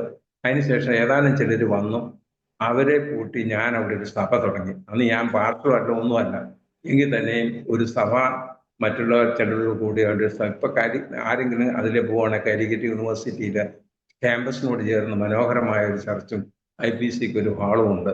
അത് തുടങ്ങാൻ അതിൻ്റെ സ്ഥാപനത്തിന് ഒരാളെന്ന നിലയിൽ എനിക്കും അങ്ങനെ പ്രവർത്തിക്കാൻ ദൈവം ഇടയാക്കി. ഞാൻ സെന്റ് തോമസ് കോളേജ് പാലയിൽ പഠിച്ചുകൊണ്ടിരുന്ന കാര്യം ഞാൻ പറഞ്ഞു. ഹോസ്റ്റലിൽ താമസിച്ചപ്പോൾ അവിടെ എല്ലാവരും കത്തോലിക്കിലെ ചാപ്പലിൽ പോകുമ്പോഴത്തേക്ക് ഞാൻ അവിടെ ആ വാർഡനോട് പറഞ്ഞ് ഞങ്ങൾ കുറച്ച് പേർക്ക് പ്രാർത്ഥിക്കാൻ റൂം തരാമെന്ന്. അയാൾ റൂം തന്ന് ഞങ്ങൾ ആ മാർത്തോമാക്കാരും പെന്തക്കോസ്തുകാരായ 1-2 പേരും ഒക്കെ ആയിട്ട് പ്രാർത്ഥന തുടങ്ങി. ഇങ്ങനെ എവിടെ പോയാലും ഇങ്ങനെയുള്ളതായ കൂട്ടായ്മകൾ ആരംഭിക്കുന്നതിനും ദൈവത്തിൽ ആശ്രയിക്കുന്നതിനും ദൈവം സഹായിച്ചത് കൊണ്ട് എൻ്റെ ശാസ്ത്ര നേട്ടങ്ങളെ പറ്റി ഞാൻ ഒരു വാക്ക് പറയാൻ വിട്ടുപോയി. ഞാൻ ഇന്റർനാഷണൽ ലെവലിൽ എനിക്കൊരു 30 പബ്ലിക്കേഷൻ ഉണ്ട്. അത് ഇന്റർനാഷണൽ ലെവലിലുള്ള ജേർണലിനകത്താണ്. ആ ജേർണലുകളിലെ പബ്ലിക്കേഷൻ ഇപ്പോഴും എന്നോട് ആളുകൾ പല സംശയങ്ങൾ ചോദിക്കുന്നുണ്ട്. പക്ഷേ ആ ഡിപ്പാർട്ട്മെന്റിലേക്ക് വരുന്ന കുറേയൊക്കെ എനിക്ക് വന്നാൽ എനിക്ക് ഞാനെല്ലാം മറന്നു പോകുന്നതന്നെ ചെയ്തു. ഏറ്റവും പ്രധാനപ്പെട്ടതായ കുറേ റിസർച്ച് പേപ്പേഴ്സിനെ പറ്റി നിങ്ങൾക്ക് വേണമെങ്കിൽ ഇപ്പോൾ doctor KT Joseph research Calicut യൂണിവേഴ്സിറ്റിയിൽ നിന്ന് ഗൂഗിളിൽ തപ്പിയാൽ കുറച്ച് വിവരങ്ങൾ കിട്ടും. പക്ഷേ സ്പെസിഫിക് ആയിട്ടുള്ളതായ കാര്യങ്ങൾ പറഞ്ഞെങ്കിൽ മാത്രമേ കൂടുതൽ ഡീറ്റെയിൽസ് അതിനകത്ത് കിട്ടത്തുള്ളൂ. അങ്ങനെ ശാസ്ത്ര നേട്ടവും അധ്യാപന നേട്ടവും ഒക്കെയും ഉണ്ടായിട്ടും ദൈവം ഈ അവസാന കാലത്ത് കർത്താവിൻ്റെ വേല ചെയ്യുവാൻ എന്നെ സഹായിച്ചു. ചില കാര്യങ്ങൾ കൂടെ എൻ്റെ കുടുംബത്തെ പറ്റിയും ചില പശ്ചാത്തലങ്ങളെ പറ്റിയും കൂടെ പറയാൻ ഞാൻ ആഗ്രഹിക്കുന്നു. ഞാൻ 1980 വിവാഹിതനാകുന്നത്. എൻ്റെ മാതാപിതാക്കള് വളരെ നേരത്തെ, എൻ്റെ വിവാഹത്തിന്റെ സമയത്ത് മാതാപിതാക്കൾ ഇല്ല. ഒരു പിതാവ് 2000-ന് ശേഷമാണ് മരിച്ചത്. അങ്ങനെ 1980 ഞാൻ വിവാഹിതനാകുന്നത്, കാലിക്കറ്റ് യൂണിവേഴ്സിറ്റി ജോലി ചെയ്തുകൊണ്ടിരുന്നപ്പോൾ. വിവാഹത്തിന് വേണ്ടി ദൈവം തന്നെ ഒരുക്കി തന്ന ഒരു പ്രിയപ്പെട്ടവളെയാണ് ദൈവം തന്നത്. കാരണം ഞാൻ ബാച്ചിലറായിട്ട് ഈ ഗവേഷണത്തിലും മറ്റു കാര്യത്തിലൊക്കെ ഇങ്ങനെ ഓടി നടക്കുന്നത് കൊണ്ട് ആത്മീയ കാര്യങ്ങളിലും ആരാധനാ കാര്യങ്ങളിലും ഒക്കെ ഇടപെടുന്നുണ്ടെങ്കിലും എപ്പോഴും അതിനുവേണ്ടി സമയം വേർതിരിക്കാതെ ഗവേഷണത്തിലും മറ്റു കാര്യങ്ങൾക്ക് വേണ്ടി, ഗവേഷണം എന്ന് പറഞ്ഞാൽ എന്നെ സംബന്ധിച്ചിടത്തോളം ഈ പ്ലാന്റ്സിന്റെ ടാക്സോണമി എന്ന് പറയുന്ന പ്ലാന്റ്സിനെ പറ്റി പഠിക്കുന്നതുകൊണ്ട് ഫീൽഡിൽ പോകണം. ഏത് പുതിയ വനത്തിലൊക്കെ പോയിട്ട് അവിടുത്തെ ചെടികളെ പറ്റി പഠിക്കണം. കാരണം അതിൻ്റെ വിഷയം തന്നെ ഈ അക്വാട്ടിക് പ്ലാന്റ്സ് ഓഫ് കേരള എന്ന് പറയുന്ന ഒരു സബ്ജക്റ്റ്. അപ്പം കേരളത്തിലുള്ള എല്ലാ ഡിസ്ട്രിക്റ്റിലും എല്ലാ കാട്ടിലും എവിടെ എല്ലാം പോയിട്ട് ഈ വെള്ളത്തിൽ വളരുന്ന സസ്യങ്ങളുണ്ടോ അതിനെപ്പറ്റി പഠിക്കേണ്ടതുകൊണ്ട് എല്ലായിടത്തും പോകേണ്ടിയിരുന്നു. അതുകൊണ്ട് ഇങ്ങനെ നടന്നേക്കുമ്പോഴത്തേക്ക് പിന്നെ ആരാധനാ കാര്യങ്ങളിലൊക്കെ കുറച്ച് പുറകോട്ടായിരുന്നു. റെഗുലറായിട്ട് പോകും എങ്കിൽ തന്നെയും മറ്റു കാര്യം ഇൻവോൾവ്മെന്റ് വളരെ കുറവാണെന്ന് മാത്രമേ ഉണ്ടായിരുന്നു. അങ്ങനെ ഇരിക്കുമ്പോഴാണ് ഈ വിവാഹം നടക്കുന്നത്. കുമ്പനാട്ടിൽ നിന്ന് എറണാകുളത്ത് വന്ന് താമസിക്കുന്ന ഒരു കുടുംബത്തിലെ, അവരും പുരാതന പെന്തക്കോസ്ത കുടുംബത്തിൽപ്പെട്ടതായ ഒരു പ്രിയപ്പെട്ടവരാണ്, സൂസൻ ജോസഫ് എന്ന് പറയും.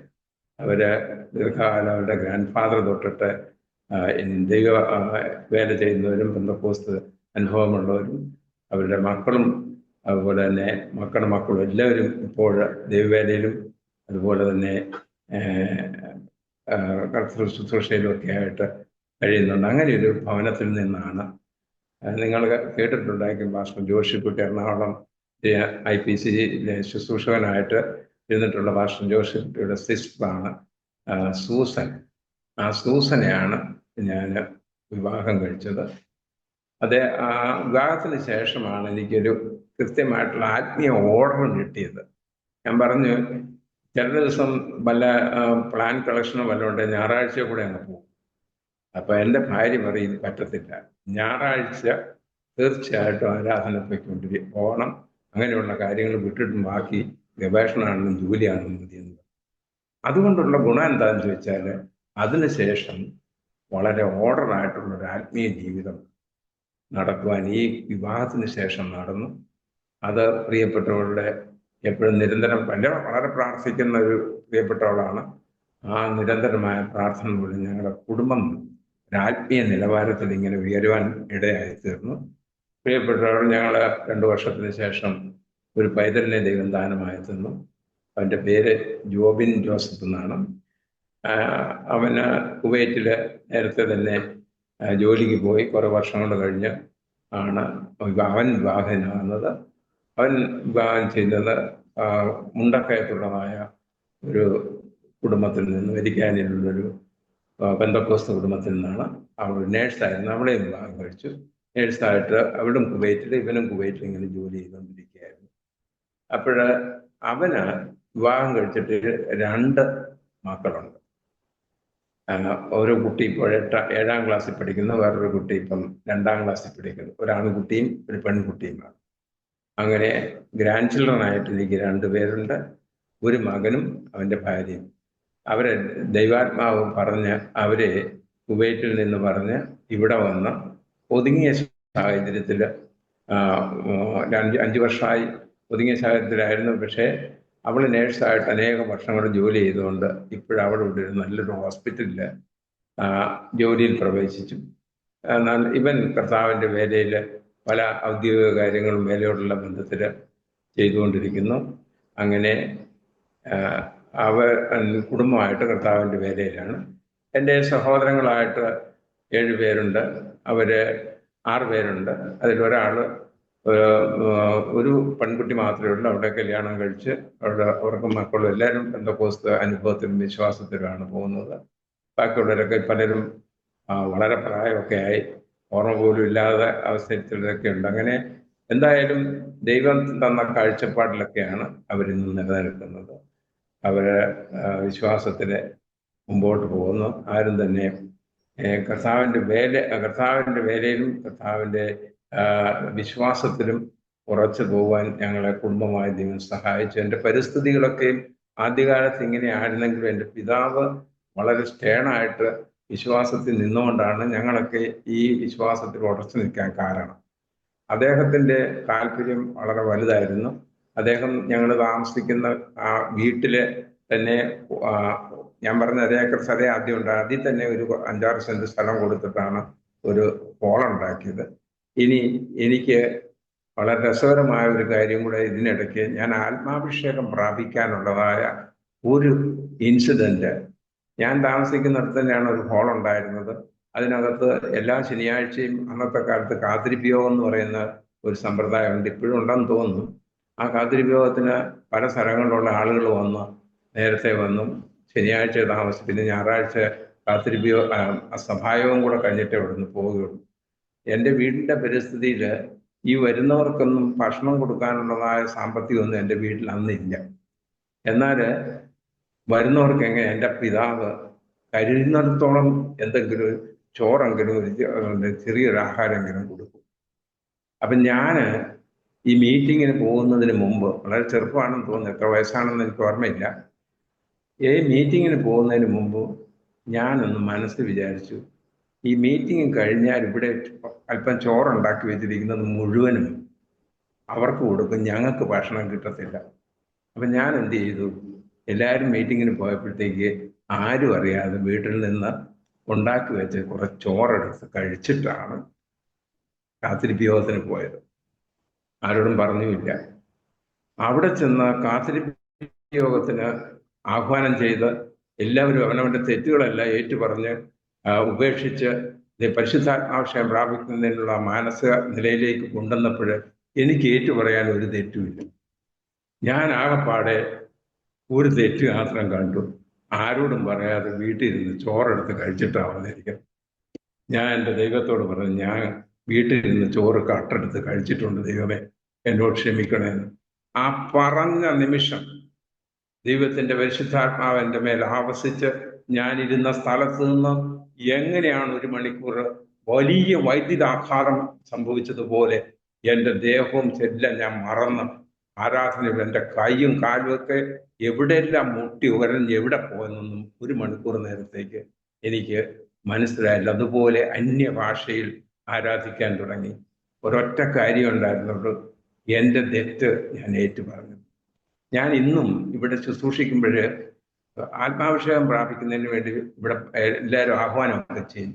ഞാൻ പറഞ്ഞു, ആത്മാഭിഷേകം പ്രാപിക്കണമെങ്കിൽ എൻ്റെ അനുഭവത്തിൽ കൊണ്ട് പറഞ്ഞ്, പരിശുദ്ധാത്മാവ് നമ്മളിൽ പ്രവർത്തിക്കുകയും വരികയും നിറയ്ക്കുകയും ചെയ്യണമെങ്കിൽ പരിശുദ്ധാത്മാവ് പരിശുദ്ധമാണ്. അപ്പൊ പരിശുദ്ധമാണെങ്കിൽ നമ്മുടെ ഹൃദയവും പരിശുദ്ധമായിരിക്കണം.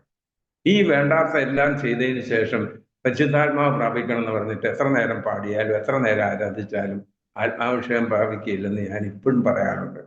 ഞങ്ങളുടെ ഇവിടുത്തെ വേറെ ഈ ബീഹാറിലെ ചുറ്റുപാടൊക്കെ പലർക്കും അറിയത്തില്ല. പലരും സംസ്കാരമില്ലാത്ത ചുറ്റുപാടാണ് ഇവിടെ. പല ജാതികളിൽ നിന്ന് ആദ്യമായിട്ട് വരുന്നവരാണ്. എങ്ങനെയാണ് വേർപാട് ജീവിതം നയിക്കുന്നതെന്നും അറിയത്തില്ല. ആ വേർപെട്ട അവസ്ഥയൊന്നും പലർക്കും നന്നായിട്ട് അധ്വാനിച്ച് പഠിപ്പിച്ചെങ്കിലേ വേർപാടിൻ്റെ അനുഭവം എടുത്ത ആളുകൾക്ക് മനസ്സിലാവുള്ളൂ. അപ്പൊ അവരോട് ആദ്യം പരിശുദ്ധാത്മാവ് പ്രാപിക്കണം വരുമ്പോഴത്തേക്ക് അവർക്ക് വേർപെട്ട അനുഭവം ഇല്ല, ഒട്ടുമേ ഇല്ല. അവർ വിശ്വാസത്തിൽ നിന്ന് ദൈവത്തിൽ വിശ്വസിച്ചു. ആ പരിമിതമായ ഇതാണ്. വചനമൊക്കെ പഠിക്കണമെങ്കിൽ അവർക്ക് നന്നായിട്ട് പഠിപ്പിച്ചു കൊടുക്കണം. അത് നമ്മുടെ ഇവിടെ തുടർമാനമായിട്ട് ഈ ഇന്ത്യ മിഷനിനകത്തൊരു പ്രവർത്തനങ്ങൾ പോലെ ഇന്ത്യയിൽ വേറെ എവിടെയെങ്കിലും നടക്കുന്നുണ്ടോ എന്ന് അറിയത്തില്ല. ഈ കഴിഞ്ഞ വർഷം 50,000 കുട്ടികളെ BBS നടത്തി. സൺഡേ സ്കൂളിലുള്ള അത്രയും തന്നെ 50,000. ഇപ്പൊ ഡോക്ടർ രവിയുടെ ഉദ്ദേശം ഇവിടുന്ന് ഓരോ വർഷവും 1,00,000 പിള്ളേരെ ട്രെയിനിങ് കൊടുക്കണമെന്നാണ്.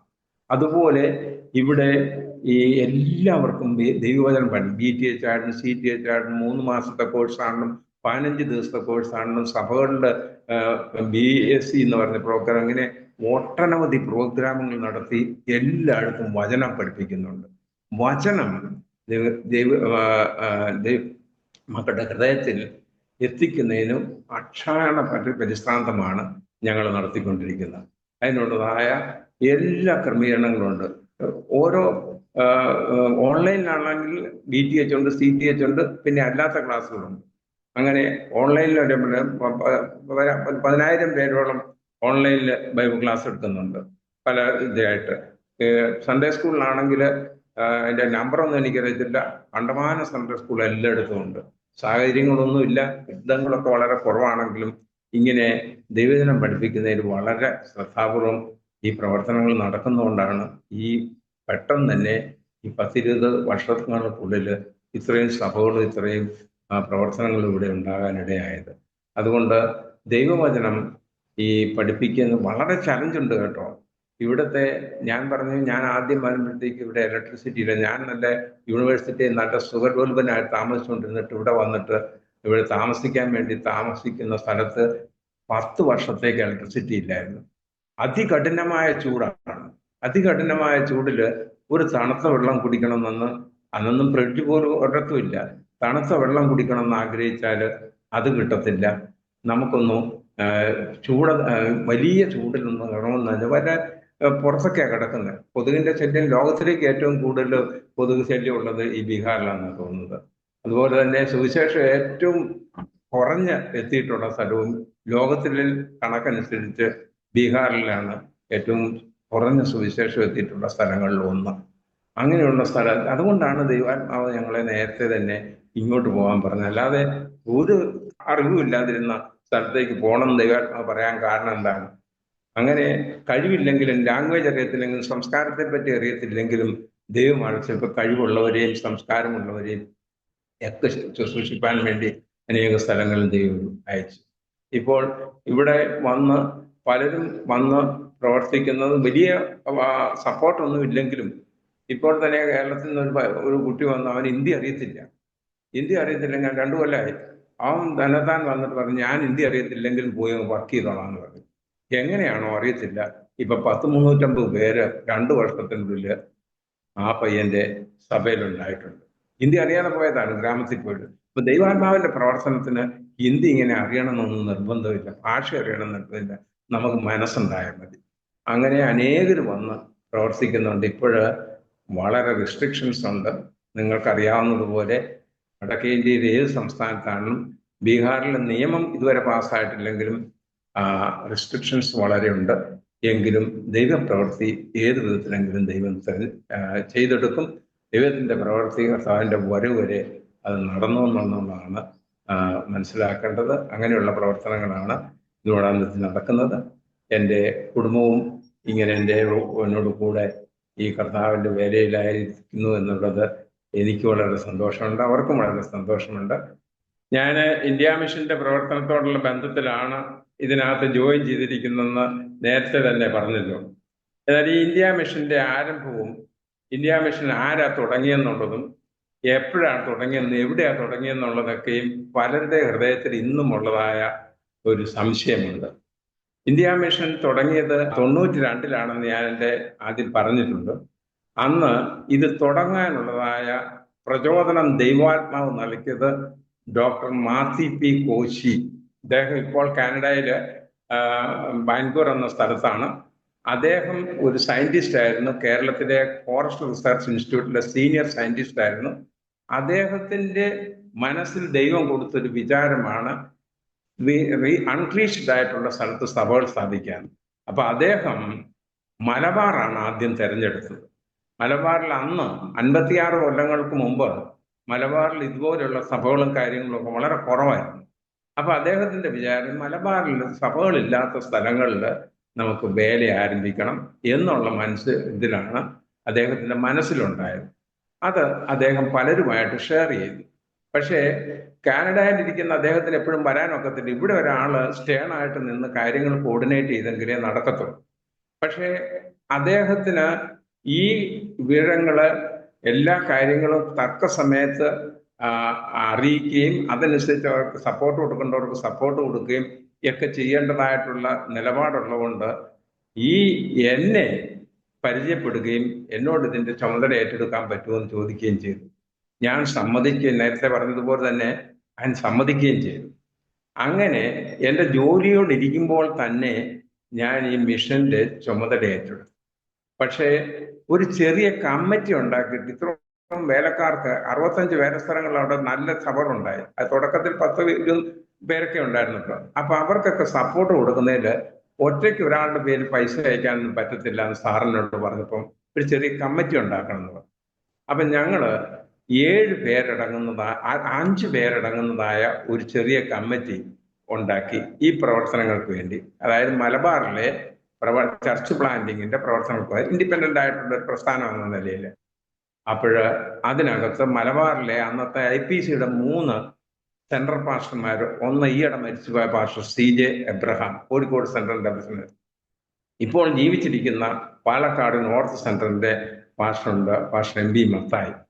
പിന്നെ ഇപ്പോൾ IPCയുടെ കേരള സ്റ്റേറ്റ് മലബാർ എന്നൊരു ഡിസ്ട്രിക്റ്റ് ഉണ്ടായിട്ടുണ്ട്. അതിന്റെ ഇപ്പോഴത്തെ പ്രസിഡന്റിന്റെ പിതാവായിരിക്കുന്ന പാസ്റ്റർ BJ ജോർജ്. അവർ 3 പേരും, പിന്നെ ഞാൻ അന്ന് പാസ്റ്ററല്ല, വിശ്വാസിയാണ് ഞാനും, പിന്നെ അന്നമ്മ മാമൻ എല്ലാവർക്കും അറിയാവുന്ന അവരുടെ ഒരു ബ്രദർ KN തോമസ് സാർ ഉണ്ടായിരുന്നു. അങ്ങനെ 2 വിശ്വാസികളും 3 പാസ്റ്റർമാരും കൂടി 5 പേരും കൂടി ഒരു ചെറിയ കമ്മിറ്റി ഉണ്ടാക്കി ഈ മിഷൻ പ്രവർത്തനം നടത്തുന്നതിന് വേണ്ടി. ആ കമ്മിറ്റിയാണ് പേരാണ് ഇന്ത്യ മിഷൻ. അങ്ങനെ ആ കമ്മിറ്റി തുടർന്നുകൊണ്ട് പോയപ്പോഴാണ് ഞാൻ നേരത്തെ പറഞ്ഞതുപോലെ ഇത് ദൈവാത്മാവ് ബീഹാറിൽ പോകണമെന്ന് ഞങ്ങളോട് പറഞ്ഞത്. ഈ കമ്മിറ്റിയുടെ പേരാണ് ഇന്ത്യ മിഷൻ. ഞാൻ ആ ഇന്ത്യ മിഷന്റെ 1994 ഞാൻ ആ കമ്മിറ്റിയെ ഗവൺമെന്റ് രജിസ്റ്റർ ചെയ്തു. എല്ലാം എൻ്റെ സ്വന്തമായിട്ട് ചെയ്യുന്നതാണ്. എൻ്റെ വീടിനടുത്തുള്ള തേഞ്ഞിപ്പലത്തുള്ളതായ കാലിക്കറ്റ് യൂണിവേഴ്സിറ്റിയുടെ തേഞ്ഞിപ്പലത്തുള്ള സബ് രജിസ്ട്രാർ ഓഫീസ് ഞാൻ തന്നെ ഇന്ത്യ മിഷന്റെ നിയമങ്ങളെല്ലാം എഴുതി ഉണ്ടാക്കി അവിടെ രജിസ്റ്റർ ചെയ്തു. ആ രജിസ്ട്രേഷനാണ് ഇന്നും നിലവിലുള്ളത്.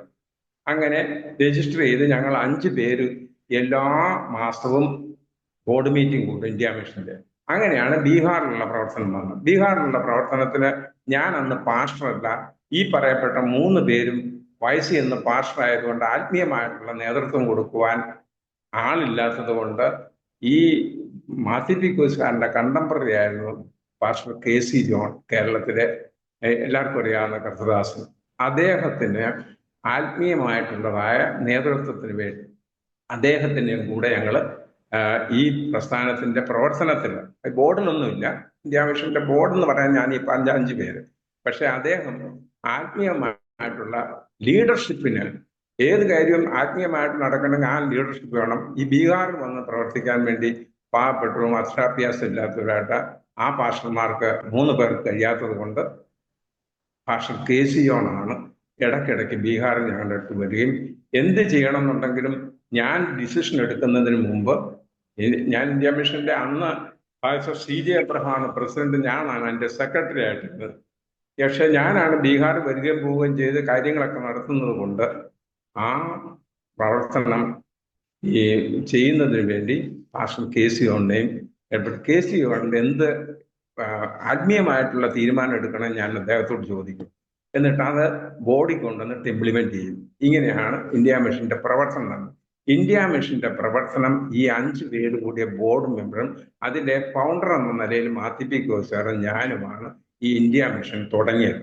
ഇന്ത്യ മിഷൻ തുടങ്ങിയിട്ട് അന്ന് ഞാൻ പറഞ്ഞില്ലേ 94-ൽ തന്നെ ബൈബിൾ സ്കൂൾ ആരംഭിച്ച് അതിനെ 10 കുട്ടികളെ പഠിപ്പിച്ച് 97, 98, 99 എല്ലാം ബൈബിൾ സ്കൂളിൽ സ്റ്റുഡൻസിനെ പഠിച്ച് അവരും വന്ന് അന്ന് ഞങ്ങൾ ഇങ്ങനെ എനിക്കാണെങ്കിൽ എൻ്റെ പരിമിതികളുണ്ട്, ജോലി വിട്ടിട്ട് ഇവിടെ വരികയും പക്ഷേ ചെയ്യാതിരിക്കാൻ പറ്റത്തില്ലാത്തതുകൊണ്ട് ഞാൻ പാസ്റ്റർ KC ബൈബിൾ സ്കൂളിൽ പഠിപ്പിക്കാൻ KC ജോണിനെ വിളിച്ചിട്ടുണ്ട്.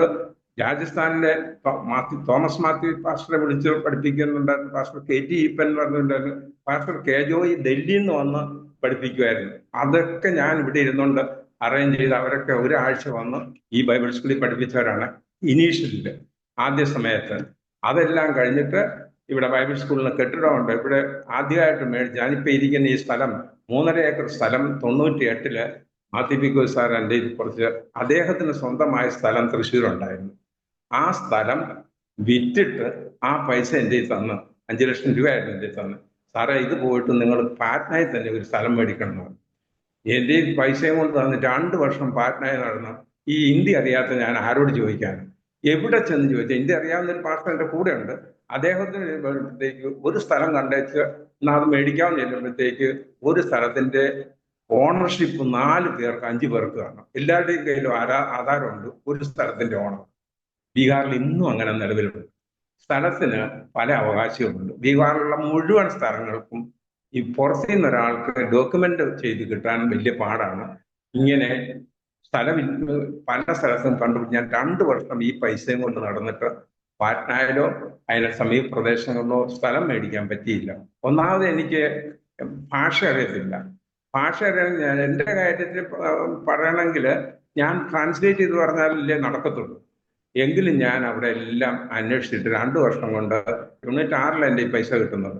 96, 97 2 വർഷവും പാറ്റ്നയിലെല്ലാം സ്ഥലം അന്വേഷിച്ചിട്ട് കിട്ടാതിരുന്നപ്പോൾ ഞാൻ വിചാരിച്ചു ഈ ബീഹാറിൽ പാറ്റ്നയ്ക്കടുത്ത് അജിപ്പൂരിൽ തുടങ്ങിയ ബൈബിൾ സ്കൂള് ഞാൻ ഇങ്ങോട്ട് മാറ്റി, ഈ മോത്തിഹാരിലേക്ക് മാറ്റി. ഇവിടെ വന്ന് ഒരു പാസ്റ്ററെ KC ജോൺ അയച്ചു തന്നു. അദ്ദേഹത്തിന് ഇവിടെ സ്ഥലത്ത് ആക്കി. ആക്കിയ സ്ഥലത്ത് ഒരു റെന്റഡ് ബിൽഡിങ്ങിൽ അയാൾ താമസിച്ചത് അദ്ദേഹത്തിന്റെ ഓണർഷിപ്പിലുള്ള സ്ഥലമാണ് ഞാനിപ്പോൾ ഇരിക്കുന്നത്.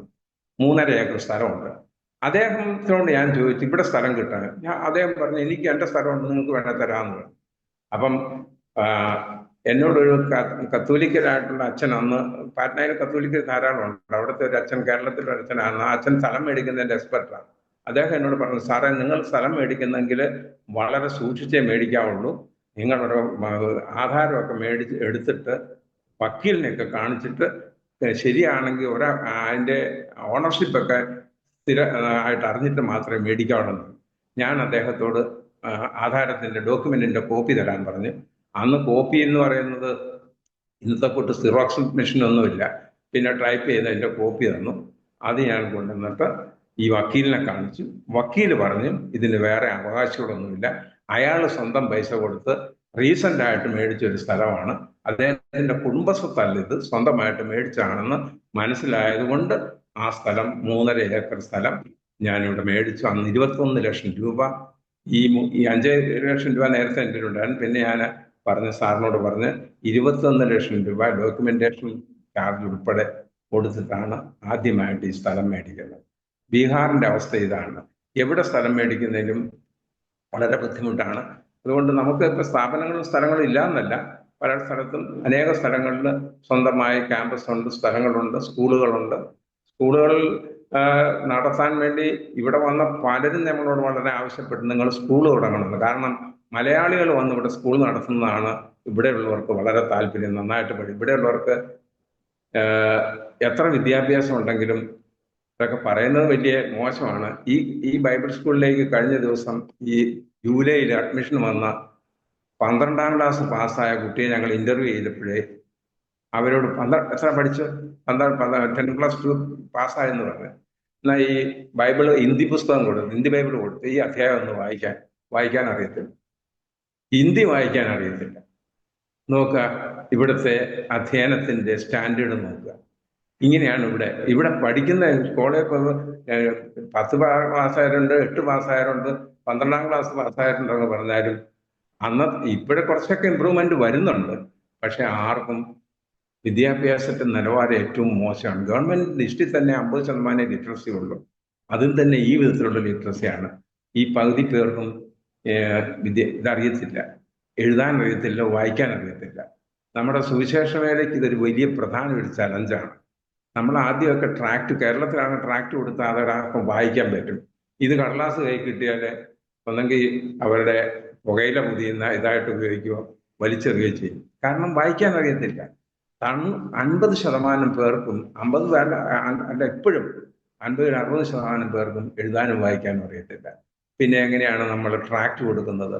അതുകൊണ്ട് ഞങ്ങൾ ശീലിച്ചൊരു ഇത് എല്ലായിടത്തും ക്രൂസൈഡുകൾ നടത്തി ഫിലിം ഷോ നടത്തുക എന്നുള്ളതായിരുന്നു ഞങ്ങളുടെ ഒരു ക്രമീകരണം. ഫിലിം ഷോ ആകുമ്പോഴത്തെ ആളുകൾക്ക് ഭയങ്കര സിനിമ കാണാറുണ്ട്. ഈ പബ്ലിക്കായിട്ട് TV വെച്ചിട്ട് ഫിലിം ഷോ നടക്കുന്നത് 1000-കണക്കിന് ആളുകൾ അതടിച്ചു കൂടുന്നത്. കാരണം അവരുടെ വിചാരം ഇതൊരു സിനിമയാണെന്ന്. അങ്ങനെ യേശുക്രിസ്തുവിന്റെ സാക്ഷ്യവും കാര്യങ്ങളൊക്കെ പറഞ്ഞ് അനേകം രക്ഷയിലേക്ക് അതുമൂലം വന്നു.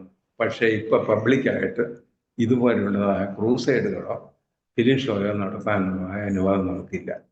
അതും തടയപ്പെട്ടിരിക്കുകയാണ്. അപ്പം ദൈവം ഓരോ വഴി തുറക്കും. ഇപ്പോൾ UP ആണെങ്കിൽ ധാരാളം പേര് സ്നാനപ്പെടുന്നൊക്കെ ഉണ്ട്. അതിനൊക്കെ നമ്മൾ വഴികളൊക്കെ കണ്ടിട്ടുണ്ട്. ഇങ്ങനെ പലരും വിദ്യാഭ്യാസത്തിൽ വളരെ കുറവാണെന്നതും ഏറ്റവും കൂടുതൽ വാസ്തവം പറയുകയാണെങ്കിൽ ലോകത്തിലേക്ക് ഏറ്റവും കൂടുതൽ വിഗ്രഹാരാധന നടക്കുന്ന സ്ഥലം ഇവിടെയും UP അപ്പം അങ്ങനെയുള്ളിടത്ത് അതൊരു വലിയ ചലഞ്ചാണ്. വേറൊരു ചലഞ്ച് എന്ന് പറഞ്ഞാൽ ജാതി വ്യവസ്ഥ. ഏറ്റവും കൂടുതൽ ജാതികളുള്ളതും ഈ ജാതി മേധാവിത്വം നിലനിൽക്കുന്നതും ഈ ബീഹാറിലും UP ഉള്ള പോലെ വേറെ എങ്ങുമില്ല. കാരണം ഉയർന്ന ജാതിയിൽപ്പെട്ടവനെ എന്ത് ചെയ്യാം, താഴ്ന്ന ജാതികളെ എന്ത് വേണം ചെയ്യാം. ഇപ്പോൾ പോലെ ബീഹാറിൽ നമുക്ക് റീച്ച് ചെയ്യാൻ പറ്റത്തില്ല. സുവിശേഷമായിട്ട് ഹയർ കമ്മ്യൂണിറ്റിയുടെ കോളനിയിൽ ഒന്ന് കയറാൻ പോലും സമ്മതിക്കത്തില്ല. അതുപോലെ ജാതി വ്യവസ്ഥ ഒരു വലിയ വെല്ലുവിളിയാണ്.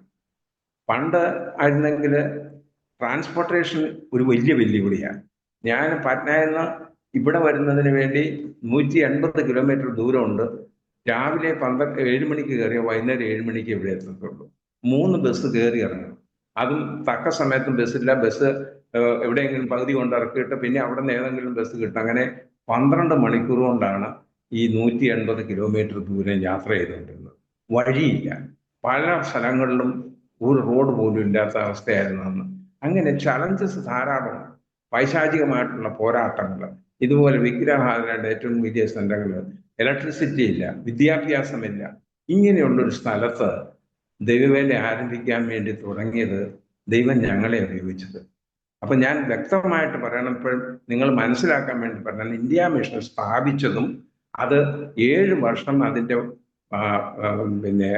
കാര്യമായിട്ട് ബീഹാറിലെ പ്രവർത്തനങ്ങൾ ചെയ്തതും നടത്തിയതുമൊക്കെ എൻ്റെ നേതൃത്വത്തിലും ഡോക്ടർ മാത്യു പി കോശിയുടെ നേതൃത്വത്തിലും മാത്രമാണ് ഇതെല്ലാം നടന്നത്.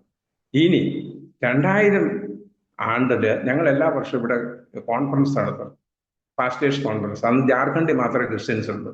അവിടുത്തെ പാസ്റ്റർമാർ ഒരു 100-200 പേര് വരും. അവർ വന്ന് ഇങ്ങനെ ഭാഷണം. 2000 കോൺഫറൻസിൽ ഡോക്ടർ BP മാത്യു ഞങ്ങളുടെ കൂടെ കൂടി. അദ്ദേഹത്തിനോട് ചോദിച്ച് മിഷനിൽ കൂടാൻ പറ്റുമെന്ന് അദ്ദേഹം സമ്മതിച്ചു. അങ്ങനെ 2000 BP മാത്യു ഞങ്ങളുടെ കൂടെ കൂടി. അദ്ദേഹം തുടർന്ന് ഈ മിഷന്റെ കോർഡിനേറ്ററായിട്ട് അന്ന് മുതൽ ഇന്ന് വരെയും പറഞ്ഞു. അതാണ് ഈ മിഷന്റെ ബീഹാറിലെ പ്രവർത്തനങ്ങളുടെ ആരംഭം എന്ന് പറയുന്നത്. ഇതിന്റെ ഭരണഘടനയൊക്കെ എഴുതിയുണ്ടാക്കുന്നതിന് ഞാൻ വളരെ പാടുപെട്ടിട്ടുണ്ട്. നമ്മളൊരു ഒരു ഓർഗനൈസേഷൻ ആയതുകൊണ്ട് നമ്മൾ പെന്തക്കോസ്റ്റൽ രീതിയിൽ വേണമല്ലോ ഇതിന് ഭരണഘടന ഉണ്ടാക്കി. ഞാൻ പിന്നെ പലരോടും ചോദിച്ച് പല രീതിയിലായിട്ട് ഒരു കോൺസ്റ്റിറ്റ്യൂഷൻ ഉണ്ടാക്കി അങ്ങനെയാണ് അത് രജിസ്റ്റർ ചെയ്തത്. ആ രജിസ്ട്രേഷനിൽ എൻ്റെ വീടാണ് എൻ്റെ ഓഫീസായി വെച്ചത്. കോഴിക്കോട് യൂണിവേഴ്സിറ്റിയുടെ ഓഫീസ് വളരെ വർഷങ്ങൾ എൻ്റെ വീടായിരുന്നു. ഒരു യൂണിവേഴ്സിറ്റി എനിക്ക് സ്വന്തം വീടുണ്ടായിരുന്നു. ആ വീടിൻ്റെ അഡ്രസ്സ് വെച്ചിട്ടാണ്. പക്ഷേ ഒരു FCRA അപ്ലൈ ചെയ്യണമെന്ന് വിചാരിച്ചിട്ട് എന്നാലല്ലേ പുറത്തുനിന്ന് ആരെങ്കിലും സഹായം നൽകുന്നത്. അപ്പോൾ എൻ്റെ വീടിൻ്റെ അഡ്രസ്സ് ഞാൻ 2004 വീട് അവിടെ വിറ്റു. പക്ഷേ അതിന് ശേഷമാണ് FCRAക്ക് അപ്ലൈ ചെയ്യണമെന്നുള്ള ഇത് വന്നത്. അപ്പം രജിസ്ട്രേഷൻ കിടക്കുന്നത് എൻ്റെ ഓഫീസ് അവിടെയാണ്. പാറ്റ്നയിലാണെങ്കിൽ നമുക്ക് ഓഫീസൊക്കെ ഉണ്ടെങ്കിലും ആ അഡ്രസ്സിൽ അപ്ലൈ ചെയ്യാൻ പറ്റാത്തൊരു സാഹചര്യം ഉണ്ടായി.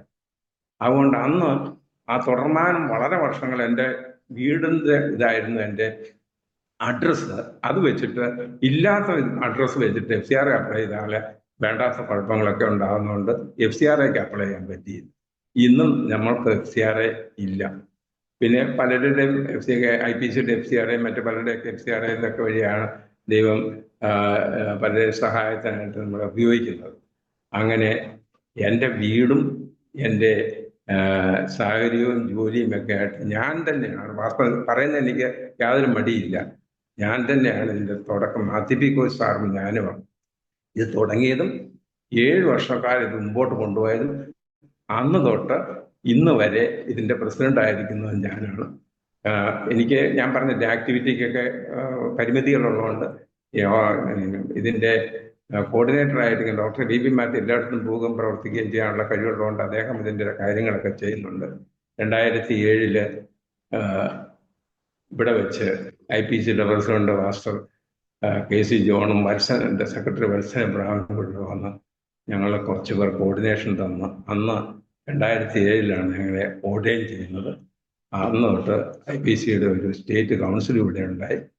അങ്ങനെയാണ് ഈ പ്രവർത്തനം ഇവിടെ മുമ്പോട്ട് കൊണ്ടുവന്നത്. അപ്പം ഇന്ത്യ മിഷന്റെ സ്ഥാപക പ്രസിഡന്റ് എന്ന് പറഞ്ഞ ഒരു പാസ്റ്ററാണ്. അതിനുശേഷം അന്ന് തൊട്ട് ഇന്ന് വരെ 10-30 വർഷമായിട്ട് ഞാൻ തന്നെയാണ് എൻ്റെ പ്രസിഡന്റ്. IPCയിലെയും പ്രസിഡന്റ് ആയിരിക്കുന്നത് ഞാൻ തന്നെ പ്രവർത്തനത്തിൽ. പക്ഷേ കോർഡിനേഷൻ്റെ പ്രവർത്തനങ്ങൾ നടത്തുന്നത് ഡോക്ടർ DP മാത്യു. പിന്നെ ഞങ്ങളുടെ ഒരു ബോർഡ് ഇപ്പോഴും ഉണ്ട്. ആ ബോർഡിന്റെ കീഴിലാണ് പ്രവർത്തനങ്ങൾ നടക്കുന്നത്. ഇതാണ് ബീഹാറിലെ പ്രവർത്തനങ്ങളുടെ ചരിത്രം. അതെല്ലാവർക്കും മനസ്സിലായിരിക്കുന്നത് നല്ലതാണ്. ഇന്ത്യയിൽ മാത്രം അല്ല, ബീഹാറിൽ മാത്രമല്ല ഇത് ഒതുങ്ങി നിൽക്കുന്നത്. അയൽ സംസ്ഥാനങ്ങളിലെല്ലാം ഇതുണ്ട്. എല്ലാം പ്രവർത്തനം നടക്കുന്നുണ്ട്. പക്ഷെ ഇപ്പോൾ നമുക്ക് പല സ്ഥലത്തും ആന്റി കൺവേർഷൻ ബില്ലൊക്കെ പാസ്സായിട്ടുള്ളതുകൊണ്ട് പരസ്യമായിട്ടുള്ള പ്രവർത്തനങ്ങൾക്കൊക്കെ തടസ്സങ്ങളുണ്ട്. എങ്കിലും അനേക ദൈവമക്കളുടെ പ്രാർത്ഥന കൊണ്ട് ഈ പ്രവർത്തനങ്ങൾ വളരെ നന്നായി നടക്കുന്നു. ഈ സാക്ഷ്യം കേട്ടുകൊണ്ടിരിക്കുന്നതായ അനേക ദൈവമക്കളോട് എനിക്ക് പറയാനുള്ള ഒരു കാര്യം, ഈ ഇന്ത്യ മിഷന്റെ പ്രവർത്തനങ്ങൾ ഈ വടക്കേ ഇന്ത്യയിൽ നടക്കുന്നത്, പ്രത്യേകിച്ച് ഈ നോർത്ത് ഈസ്റ്റ് ഈ ഭാഗങ്ങളിൽ, മധ്യപ്രദേശ്, രാജസ്ഥാൻ, ബീഹാർ, ഒറീസ തുടങ്ങിയ ഈ ഭാഗങ്ങളിൽ നടക്കുന്ന ഈ പ്രവർത്തനങ്ങളിൽ ഏറ്റവും കൂടുതൽ പ്രാർത്ഥനയുടെ കാര്യത്താൻ കൊണ്ട് മാത്രമാണ് നടക്കുന്നത്. ഇതിനെ അറിയുന്നവർ അനേകം പേര് നമ്മളെ സഹായിക്കുന്നുണ്ട്. സാമ്പത്തികമായിട്ട് പലരും സഹായിക്കുന്നുണ്ട്. എനിക്ക് നിങ്ങളോട് പറയാനുള്ളത്, ഒന്നാമതേ നിങ്ങളുടെ സാമ്പത്തികമായി സഹായിക്കുന്നതിനേക്കാൾ ഉപരിയായി നിങ്ങളുടെ പ്രാർത്ഥനയിൽ വടക്കേ ഇന്ത്യയിലെ പ്രവർത്തനങ്ങളെ, പ്രത്യേകിച്ച് ഇങ്ങനെ ഒരു 5-6 സ്റ്റേറ്റുകളുണ്ട് ആന്റി കൺവേർഷൻ ബില്ല് പാസ്സായ UP, ജാർഖണ്ഡ്, മധ്യപ്രദേശ്, രാജസ്ഥാൻ മുതലായ സ്ഥലങ്ങൾ, അവിടെ എല്ലാം നമുക്ക് വർക്കുണ്ട്. അങ്ങനെയുള്ള സ്ഥലങ്ങൾക്ക് വേണ്ടി നിങ്ങൾ നിരന്തരമായ പ്രാർത്ഥനയാണ്. ഞങ്ങൾ എന്തു തന്നെ ആയാലും ഈ പ്രവർത്തനങ്ങൾ ഏതെല്ലാം എതിർപ്പുകളുണ്ടെങ്കിലും ഈ പ്രവർത്തനങ്ങളുമായിട്ട് മുമ്പോട്ട് പോകാൻ തന്നെ തീരുമാനിച്ചിരിക്കുന്നത്. എവിടെ ഏത് സ്ഥാനപ്പെടുത്തുന്നതിന് പരിമിതികളുണ്ട്, സുവിശേഷം പറയുന്നതിന് പരിമിതികളുണ്ട്. എന്നാൽ 250 പേരും കൂടി വരുന്നിരുന്ന ഹാളുകളിലൊന്നും ഇപ്പം ഞായറാഴ്ച ആരാധന നടക്കാൻ ബുദ്ധിമുട്ടുള്ളപ്പം ഞങ്ങൾ എന്ത് ചെയ്യുന്നു? എല്ലാവരുടെയും വീട്ടിൽ 5-6 പേര് കൂടി അവര് തന്നെ വീട്ടിൽ ആരാധന പോലെ നടത്തിക്കോളാം. അങ്ങനെ പല സ്ഥലങ്ങളിലും വീട്ടിൽ ആരാധന നടക്കും. ആയിട്ട് ഒരുമിച്ച് കൂടിയവർക്കൊന്നും അങ്ങനെ കൂടി വരാനുള്ള സാഹചര്യം ഇല്ലാത്തതുകൊണ്ട് അതുകൊണ്ട് പ്രവർത്തനങ്ങളുമായിട്ട് മുമ്പോട്ട് പോകാൻ തന്നെയാണ് തീരുമാനിച്ചിരിക്കുന്നത്. അത് ബീഹാറിലാണെങ്കിലും UP-യിലാണെങ്കിലും ഏത് സ്ഥലത്താണെങ്കിലും ദൈവാത്മാവ് ആഗ്രഹിക്കുന്നത് പോലെ അതിശക്തമായിട്ട് ഈ പ്രവർത്തനം മുമ്പോട്ട് കൊണ്ടുപോകും. അത് ഏതെല്ലാം വെല്ലുവിളികളുണ്ടെങ്കിലും വെല്ലുവിളികളെ മറികടക്കാൻ ദൈവാത്മാവ് നമുക്ക് വഴികളെ കാണിച്ചു തരുന്ന അതനുസരിച്ച് മുമ്പോട്ട് പോകും. അങ്ങനെ പ്രവർത്തനങ്ങളെ മുമ്പോട്ട് കൊണ്ടുപോകാൻ ആഗ്രഹിക്കുന്നത് ഇതിന് ഒന്നാമതായിട്ട് നിങ്ങൾ ഈ കേൾക്കുന്നവർക്ക് ആർക്കെങ്കിലും താല്പര്യമുള്ളവർ ഒന്നാമത് പ്രാർത്ഥിക്കുക. രണ്ടാമത് ഞാൻ ഈ പറയുന്ന കാര്യങ്ങളൊക്കെ ശരിയാണോ എന്ന് ഒന്ന് നിങ്ങൾക്ക് ചെക്ക് ചെയ്യാൻ നിങ്ങൾ അനേകരിവിടെ വരുന്നുണ്ട്. ഒരു വിസിറ്റ് നടത്തുക. ഇവിടെ വന്ന് ഈ പറയുന്നത് ശരിയാണോ, ഫീൽഡുകളൊക്കെ ഉണ്ടോ, ഈ പറയുന്ന 12,000 ഇതൊക്കെ ഉണ്ടെന്ന് പറഞ്ഞ് ശരിയാണോ എന്നറിയാൻ വേണ്ടി നിങ്ങൾ ഇവിടെ വന്നാൽ, ആർക്കെങ്കിലും സുവിശേഷ താല്പര്യമുള്ളവർ വന്നാൽ അവർക്ക് ഞങ്ങൾ എല്ലാ സ്ഥലത്തും കൊണ്ടുപോകാനും കാണിക്കുവാനുള്ള സൗകര്യങ്ങളെല്ലാം ചെയ്തു തരാം. ഇതിവിടെ വന്ന് സ്ഥലങ്ങളെ കണ്ട് അറിഞ്ഞ് പോയാൽ നിങ്ങളുടെ ഹൃദയത്തിലും ദൈവം ഭാരം തരും. അങ്ങനെയാണെങ്കിൽ നമുക്ക് ദൈവവേലയുടെ ഭാഗമായി തീരാൻ കഴിയും. ആർക്ക് വേണമെങ്കിലും ഇതിന്റെ ഭാഗമായി തീരാം. കാരണം നമ്മൾ ഏതെങ്കിലും ഒരു സഭയോ അല്ലെങ്കിൽ ഒരു പ്രസ്ഥാനത്തെയോ പൊക്കിക്കാണിക്കാൻ വേണ്ടിയല്ല, ദൈവവേല നടക്കണമെന്ന് മാത്രമേ ഉള്ളൂ. ആരുടെയും പേര് ഉയർത്തി കാണിക്കാനോ ഏതെങ്കിലും പ്രസ്ഥാനത്തിന്റെ പേര് ഉയർത്തി കാണിക്കാനോ ഇതുവരെ ശ്രമിച്ചിട്ടില്ല. ഞാനിപ്പോൾ IPCയുടെ പ്രസിഡന്റ് ആണെന്നോട് പറഞ്ഞു. ഞാനൊരു ഉദാഹരണം പറയട്ടെ. ഇവിടെ കോൺഫറൻസും മീറ്റിംഗ് ഇപ്പൊ അടുത്ത ഈ മാസം തന്നെ ഞങ്ങൾക്ക് ഇവിടെ മുഴുവൻ പേരുടെ വർക്കേഴ്സിന്റെ കോൺഫറൻസ് മീറ്റിംഗ് ഉണ്ട്. ഒരിക്കൽ എന്നോട് കേരളത്തിൽ നിന്ന് വന്ന ഒരു ദേവദാസൻ ചോദിക്കുക, നിങ്ങൾ എന്തിനാ ഇവിടെ വന്നേ, മീറ്റിങ്ങിന് വന്നാണോ എന്ന് ചോദിച്ചു. ഞാനിവിടെ പ്രവർത്തനം തുടങ്ങുകയും ഈ IPCയിലൂടെ പ്രസിഡന്റ് ആയിരിക്കുകയും ചെയ്യുന്നത് എന്നോട് ചോദിക്കുകയാണ്, ഇവിടെ വന്നത് മീറ്റിങ്ങിന് വന്നാണോ? ഞാൻ പറഞ്ഞു മീറ്റിങ്ങിന് വന്നതാണെന്ന് പറഞ്ഞു. കാരണം എന്നെ തന്നെ പ്രൊജക്റ്റ് ചെയ്യാൻ വേണ്ടി ഞാൻ ഇതുവരെ ഒരു കാര്യവും ചെയ്തില്ല. ദൈവം മാത്രമേ അറിയുന്നുള്ളൂ. എന്നെ സംബന്ധിച്ചിടത്തോളം അത് മാത്രം മതി. മാത്യു പി കോശാർ എന്നോട് ഇത് തന്നെയാണ് പറഞ്ഞിരിക്കുന്നത്. അദ്ദേഹത്തിന്റെ പേര് പോലും ഒന്നും പറഞ്ഞു പോരുന്ന പറഞ്ഞു. ഫൗണ്ടറാണെന്ന് പറഞ്ഞ് പേരൊന്നും പറഞ്ഞ ഫൗണ്ടറൊന്നുമായിട്ട് ആരും പേര് പറഞ്ഞിട്ട് നമുക്ക് എന്ത് കിട്ടണം, സ്വർഗത്തിൽ വല്ലതും കിട്ടുമോ? അതുകൊണ്ട് ഇങ്ങനെയുള്ളതായ പേരിൽ അറിയപ്പെടുന്നതിന് ഞങ്ങൾ ശ്രമിക്കാറില്ല. പ്രത്യേകിച്ച് ഞാൻ ശ്രമിക്കാറ്. ഞാനിപ്പോൾ ഇന്ന് തന്നെ ഈ മീറ്റിംഗ് കഴിഞ്ഞ ഉടനെ എനിക്ക് പൂർണ്ണിയ എന്നുണ്ട് 500 കിലോമീറ്റർ ദൂരമുള്ള അവിടെ ഉപവാസ പ്രാർത്ഥന നടക്കുന്നുണ്ട്. അവിടെ പോകാനുണ്ട്. എനിക്ക് വാഹനമൊന്നുമില്ല. ഞാൻ എങ്ങനെയെങ്കിലും ഇവിടെ എത്തിപ്പെട്ടുള്ളൂ. ഈ പ്രായാധിക്യം കൊണ്ടാണ് പറയുന്നത് ഇങ്ങനെ ദൂരയാത്ര എന്നുള്ള ബുദ്ധിമുട്ട് കൊണ്ടൊക്കെ ഇരിക്കുന്നത്. അതുകൊണ്ട് പ്രവർത്തനങ്ങളിൽ നിങ്ങൾ നിരന്തരമായിട്ട് ഈ ആത്മഭാരമുള്ളവർ നമ്മുടെ ഭാരതത്തിന് വേണ്ടി പ്രാർത്ഥിക്കണം. പ്രത്യേകിച്ച് വടക്കേ ഇന്ത്യയിലേക്ക് വേണ്ടി പ്രാർത്ഥിക്കണം.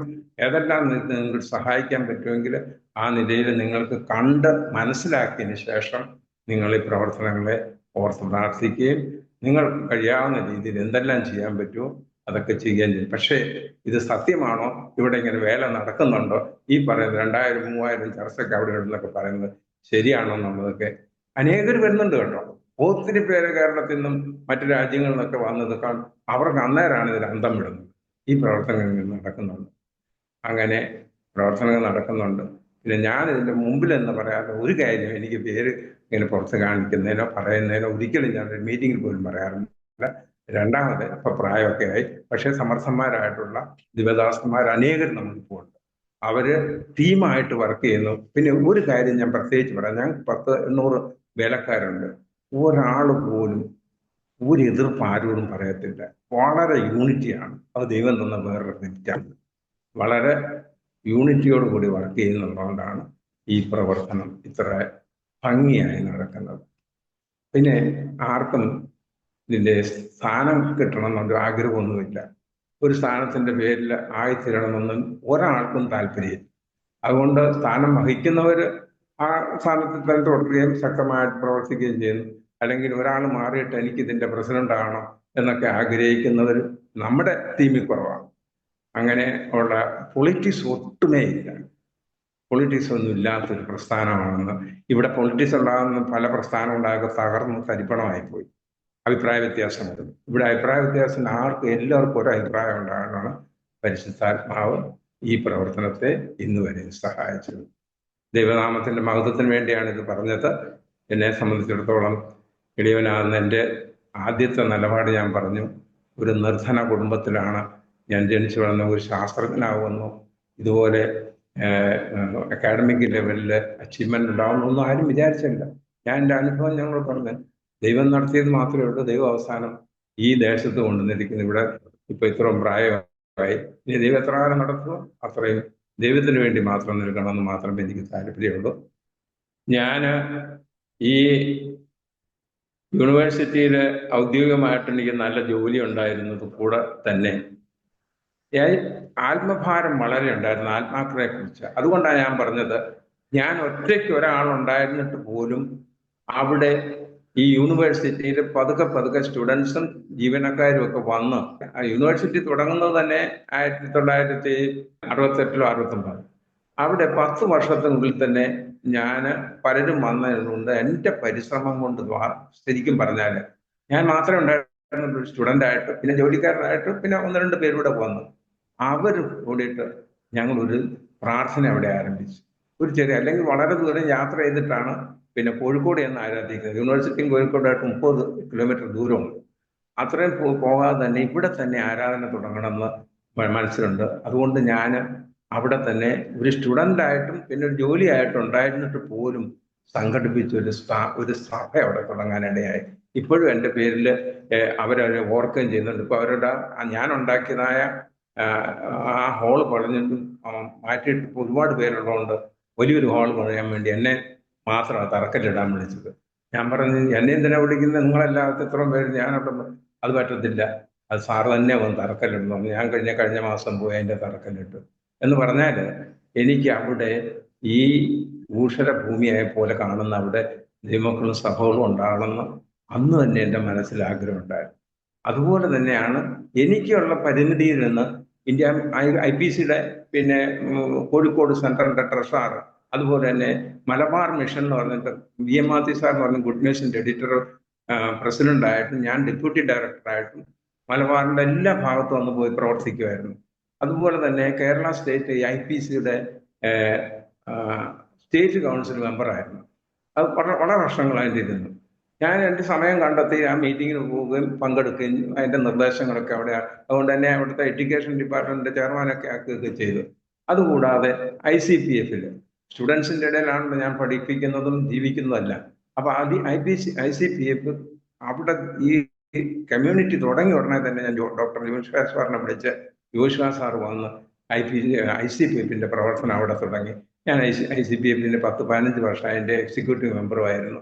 ഇങ്ങനെ എല്ലാ വിധത്തിലും സുവിശേഷീകരണവും ആത്മഭാരവും എൻ്റെ മനസ്സിലുള്ളത് കൊണ്ടാണ് ദൈവാത്മാവ് ഈ ബീഹാറിലേക്ക് പോകാൻ പറഞ്ഞത്. അവിടുത്തെ പ്രവർത്തനങ്ങൾക്ക് അനേകം ഉള്ളതുകൊണ്ട് ഈ ഒന്നുമില്ലാത്തടത്തേക്ക് ദൈവം ആദ്യം പറഞ്ഞു വിട്ടത്, ഞാനൊക്കെ ഇവിടെ ആദ്യം വന്നപ്പോഴത്തേക്ക് സഫർ ചെയ്തതുപോലെ സത്യം പറഞ്ഞാൽ ഇന്ത്യ മിഷൻ ഒറ്റ മനുഷ്യൻ സഫർ ചെയ്തിട്ടില്ല. ഒറ്റ മനുഷ്യൻ, എനിക്ക് വ്യക്തമായിട്ട് പറയാൻ പറ്റും. വന്ന് പ്രവർത്തിച്ച് എൻ്റെ കൂടെ ഭാഷ ഒക്കെ കൈകാര്യം ചെയ്യാൻ വേണ്ടി പാസ്റ്റർ ഉണ്ടായിരുന്ന അവർ അല്ലാതെ മറ്റാരും അറിയുന്നില്ല. ഒരു ദിവസം വന്നപ്പോഴത്തേക്ക് ഇവിടെ സമരമായിരുന്നു. 25 കിലോമീറ്റർ ദൂരെയാണ് ഞങ്ങളുടെ താമസരം. ഈ ട്രെയിനിൽ ഇറങ്ങിക്കഴിഞ്ഞിട്ട്, യാത്രയുടെ കാര്യമൊന്നും പറയുന്നില്ല ഇപ്പോഴ്, ട്രെയിനിൽ ഇറങ്ങിയിട്ട് അത്രയും ദൂരം പോകാൻ വേണ്ടി എൻ്റെ ഒരു ബാഗുണ്ട്. സമരം കാരണം ആ പാലം കടന്നു പോകുന്നതിന് വേണ്ടി അന്ന് അനുവദിച്ചില്ല. ഞാൻ പെട്ടിയും തലയിൽ വെച്ചുകൊണ്ട് 25 കിലോമീറ്റർ നടന്ന് ബീഹാറിൽ. ആർക്കെങ്കിലും അറിയുന്നുണ്ടോ? ഇതൊന്നും ഞാൻ പറഞ്ഞിട്ട് അല്ല. ഈ പെട്ടി 25 കിലോമീറ്റർ കേരളത്തിൽ നിന്ന് വന്ന് ഞാൻ ആ പെട്ടിയും ചുവന്ന് പാലം കടന്ന് അപ്പുറത്തെ സ്ഥലത്തെത്തി. എന്നെ സഹായിക്കാനോ അന്ന് വേറെ ആരും ഇല്ലാത്തതുകൊണ്ടാണ്.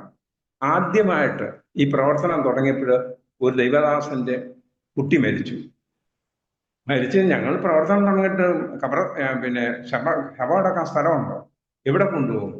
എൻ്റെ കൂടെയുള്ള ആ ദൈവദാസൻ പറഞ്ഞു, സാറേ ഒരു കുഴപ്പമില്ല, നമുക്ക് കാര്യം ചെയ്യാം. എല്ലാവരും അവിടെ ജീവനോടെ കൊച്ചുങ്ങളെ ഗംഗാനദിയിൽ എറിയുന്നുണ്ട്, നമുക്കിത് മരിച്ച കൊച്ചല്ലേ എന്ന ഒരു പായ്ക്കകത്ത് ചുറ്റി ഞങ്ങൾ രണ്ടുപേരും കൂടെ പോയിട്ട് ആ ഗംഗാനദിയിലേക്ക് എറിഞ്ഞു. ആദ്യത്തെ ശവടക്കാണ് പറയുന്നത്. ആദ്യമായിട്ട് ഈ മിഷന്റെ പ്രവർത്തനത്തിൽ ഒരു കുഞ്ഞ്, അതിനധികം പ്രായമൊന്നുമില്ല, 4-5 മാസമുള്ള കുഞ്ഞാണെങ്കിലും അതിനെ ഞങ്ങൾ പായി കെട്ടി ഈ ഗംഗാനദിയിലെറിഞ്ഞു.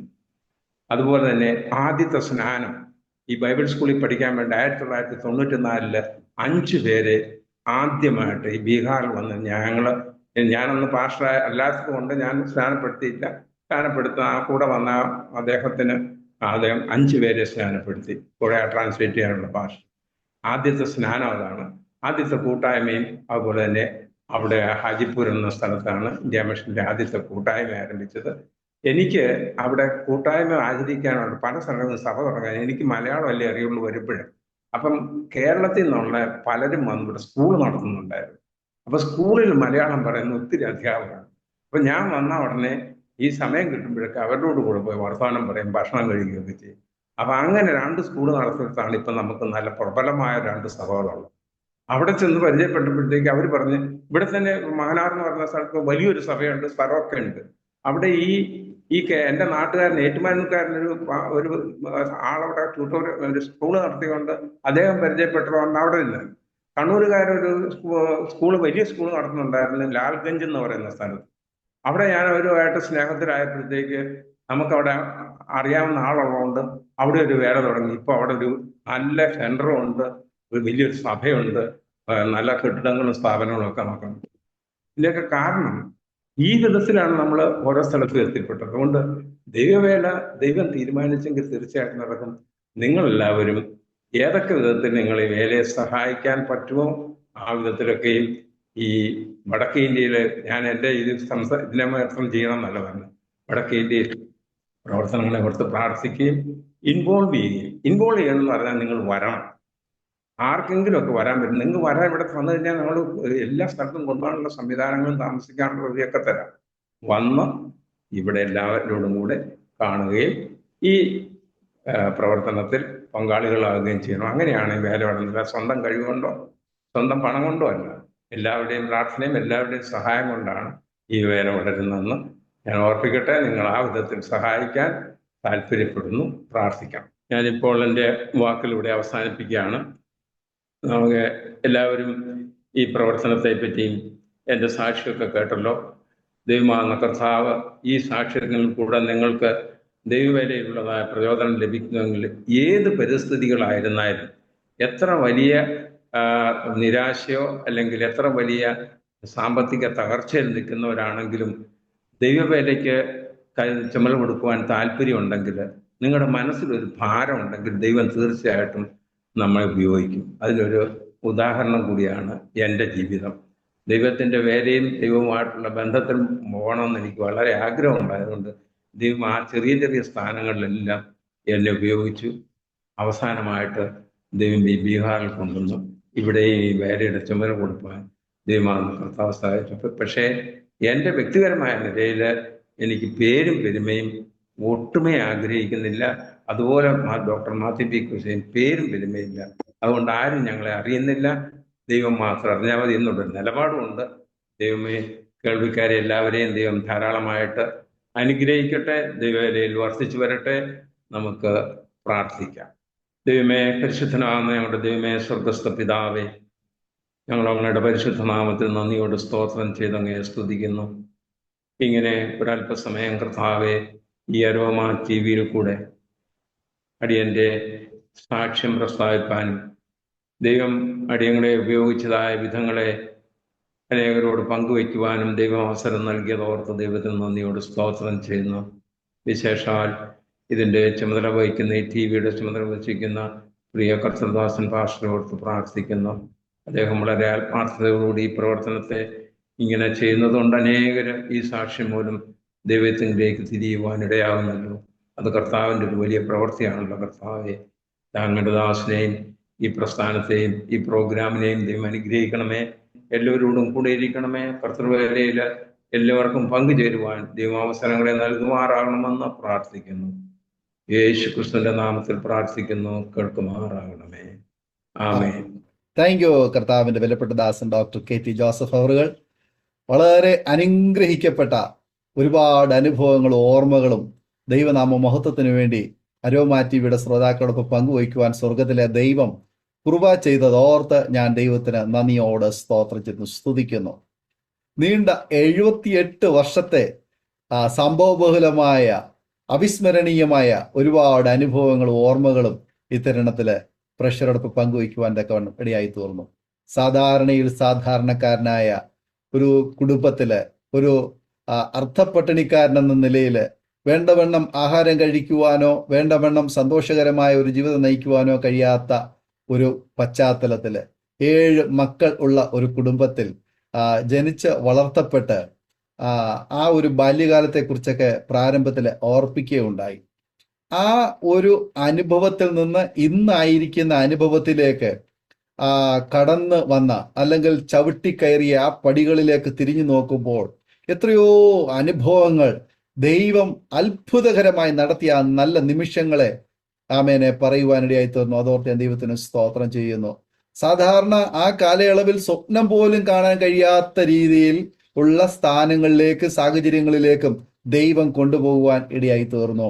അവിടെ കോഴിക്കോട്ട് യൂണിവേഴ്സിറ്റിയിൽ ആമേനെ പോയി ഉന്നത പഠനം ആമേനെ നിർവഹിപ്പാനും ആ സ്ഥാപനത്തിൽ തന്നെ ജോലി ലഭിക്കുവാനും അവിടെ ഡോക്ടറേറ്റ് എടുക്കുവാനും ഒക്കെ ഇടയായി തീർന്നു. അതുപോലെ പിന്നത്തേതില് ഒരു സയന്റിസ്റ്റ് ആയിട്ട് ഉയർത്തപ്പെടുവാനും ഒക്കെ ഇടയായി തീർന്ന ശ്രേഷ്ഠകരമായ ഭൗമികമായി നോക്കിക്കഴിഞ്ഞാൽ ലോകപ്രകാരം ലഭിക്കാവുന്ന എല്ലാ മാന്യതകളും നല്ല നിലയിൽ അനുഭവിച്ചു കൊണ്ടിരുന്ന ഇടത്ത് നിന്ന് ആമേനെ കർത്താവ് ഉള്ളിൽ തന്നതായ ആ ഒരു ദൈവീയ പ്രകാശനത്തെ ആമേൻ ഒരു തീപ്പരി പോലെ അതിനെ കാത്തു സൂക്ഷിച്ച് അത് കത്തി വലിയൊരു പ്രകാശമായി തീരത്തക്കവണ്ണം കർത്താവ് അതിന് അവസരങ്ങളെ ഒരുക്കി തന്നു.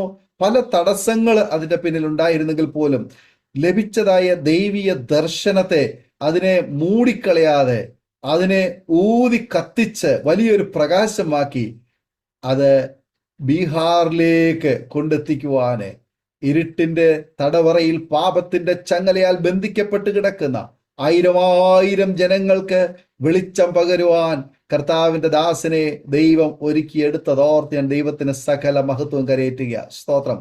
ഇന്ത്യ മിഷൻ എന്ന് പറയുന്ന ആ ഒരു വലിയ ഒരു പ്രസ്ഥാനം എന്ന് വേണം പറയാൻ. ഇന്ത്യയിൽ തന്നെ ആ പേര് പോലെ തന്നെ ഇന്ത്യയുടേതായ ആ മിഷൻ ദൗത്യത്തില് ഏർപ്പെട്ടിരിക്കുന്നതായ ആ ദൗത്യത്തിന്റെ സാരഥി എന്ന നിലയിൽ അതിന്റെ ചുക്കാൻ പിടിക്കുവാൻ അതിന്റെ വിത്ത് പാകുവാൻ ദൈവഭൃത്തിനെ ദൈവം ഉപയോഗിച്ചല്ലോ. കർത്താവിന്റെ വിലപ്പെട്ട ദാസൻ പ്രിയ മാത്യു പി കോശി സാറിനെ കുറിച്ചും ഓർപ്പിച്ചല്ലോ. ദൈവദാസന്മാരുടെ ഹൃദയങ്ങളിൽ അവരുടെ ഉള്ളിൽ ദൈവത്തിന്റെ പരിശുദ്ധാത്മാവ് വിത്ത് വിതയ്ക്കപ്പെട്ടപ്പോൾ ശത്രു പല നിലകളിലൂടെ അതിനെ പിഴുതു കളയുവാൻ തകർത്ത് കളയുവാൻ ശ്രമങ്ങൾ നടത്തിയിട്ടുണ്ടാവാം.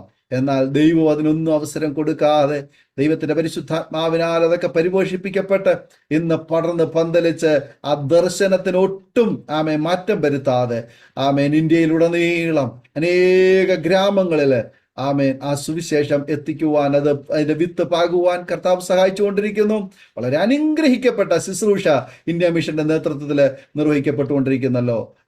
ഈ പറയുന്നത് എനിക്ക് പോലും അറിയത്തില്ലായിരുന്നു ആരാണ് ഇതിന്റെ സ്ഥാപക പ്രിയപ്പെട്ടവരെന്ന് അറിയില്ലായിരുന്നു. എന്നാൽ ഇന്ന് എനിക്ക് ആ കാര്യം വളരെ വ്യക്തമായി മനസ്സിലാക്കുവാനും കർത്താവിന്റെ വിലപ്പെട്ട ദാസൻ പ്രിയ KT ജോസഫ് സാറിനോട് ഒരുമിച്ച് ഇപ്രകാരം അനുഗ്രഹിക്കപ്പെട്ട നിമിഷങ്ങൾ ചിലവഴിക്കുവാനും ഇടയായി തീർന്നു. ഞാൻ ഇതിലൊക്കെ ശ്രദ്ധിച്ച ഒരു കാര്യം, പലപ്പോഴും പലരും പേര് കൊണ്ടും പ്രശസ്തി കൊണ്ടും ഫേമസ് ആകുവാൻ വേണ്ടിയിട്ട് പല സാഹചര്യങ്ങൾ വിനിയോഗിക്കുമ്പോൾ ദൈവദാസന് തന്റെ വിനയത്തോടെയുള്ളതായ ആ ജീവിത അനുഭവങ്ങളെ സാക്ഷ്യം വഹിക്കുവാൻ കർത്താവ് കൃപ ചെയ്തുകൊണ്ടിരിക്കുന്നു. അനേക പ്രിയപ്പെട്ടവർക്ക് ഒരു പക്ഷെങ്കിൽ അറിയത്തില്ലായിരിക്കാം. അവർക്ക് എല്ലാവർക്കും വ്യക്തമായ ഒരു ചിത്രം ഈ സാക്ഷ്യത്തിലൂടെ പങ്കുവയ്ക്കുവാൻ ദൈവദാസനെ ദൈവം ഉപയോഗിച്ചല്ലോ.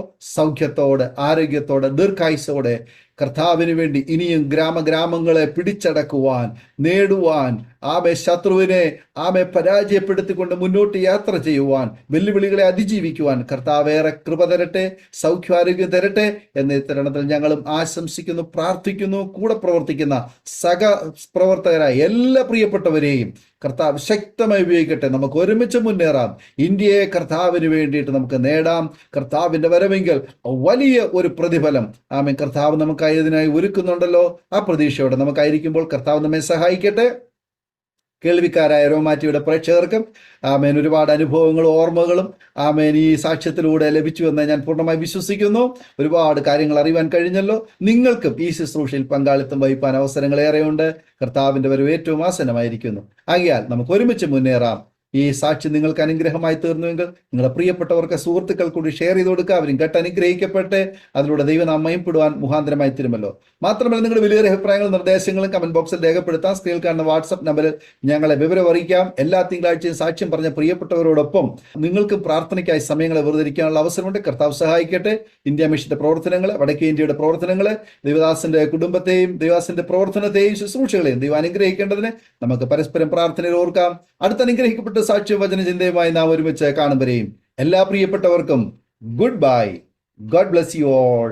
ആമേൻ. ഓർമ്മയുടെ മനോരഥത്തിൽ മായാത്ത ഓർമ്മയ്ക്കായി അരോമ മാട്രിമോണിയിൽ നിന്നും ജീവിത പങ്കാളിയെ കണ്ടെത്തൂ. നിങ്ങൾ ഒരു ക്രിസ്തീയ ജീവിത പങ്കാളിയെ അന്വേഷിക്കുകയാണോ? അതോ മക്കൾക്ക് അനുയോജ്യമായ ഒരു തക്ക തുണയ്ക്കു വേണ്ടി പ്രാർത്ഥിക്കുന്ന വ്യക്തിയാണോ? എങ്കിൽ അരോമ മാട്രിമോണി നിങ്ങൾക്ക് വേണ്ടിയാണ്. ഇന്നു തന്നെ സൗജന്യമായി രജിസ്റ്റർ ചെയ്യൂ. അരോമ മാട്രിമോണിയുടെ പ്രത്യേകതകൾ: രജിസ്ട്രേഷൻ തികച്ചും സൗജന്യം. ലോകത്തെവിടെയുമുള്ള അനുയോജ്യമായ ക്രിസ്തീയ ജീവിത പങ്കാളിയെ തിരഞ്ഞെടുക്കാം. വിവാഹം നടക്കുന്നതുവരെ സർവീസ് ലഭിക്കുന്നു. ഏറ്റവും ചെറിയ പാക്കേജുകളും തിരഞ്ഞെടുക്കാം. അരോമ മാട്രിമോണി നിങ്ങൾക്കായി ഒരുക്കുന്നു വിവാഹം പരമാനന്ദം. Email aroma matrimony2020@gmail.com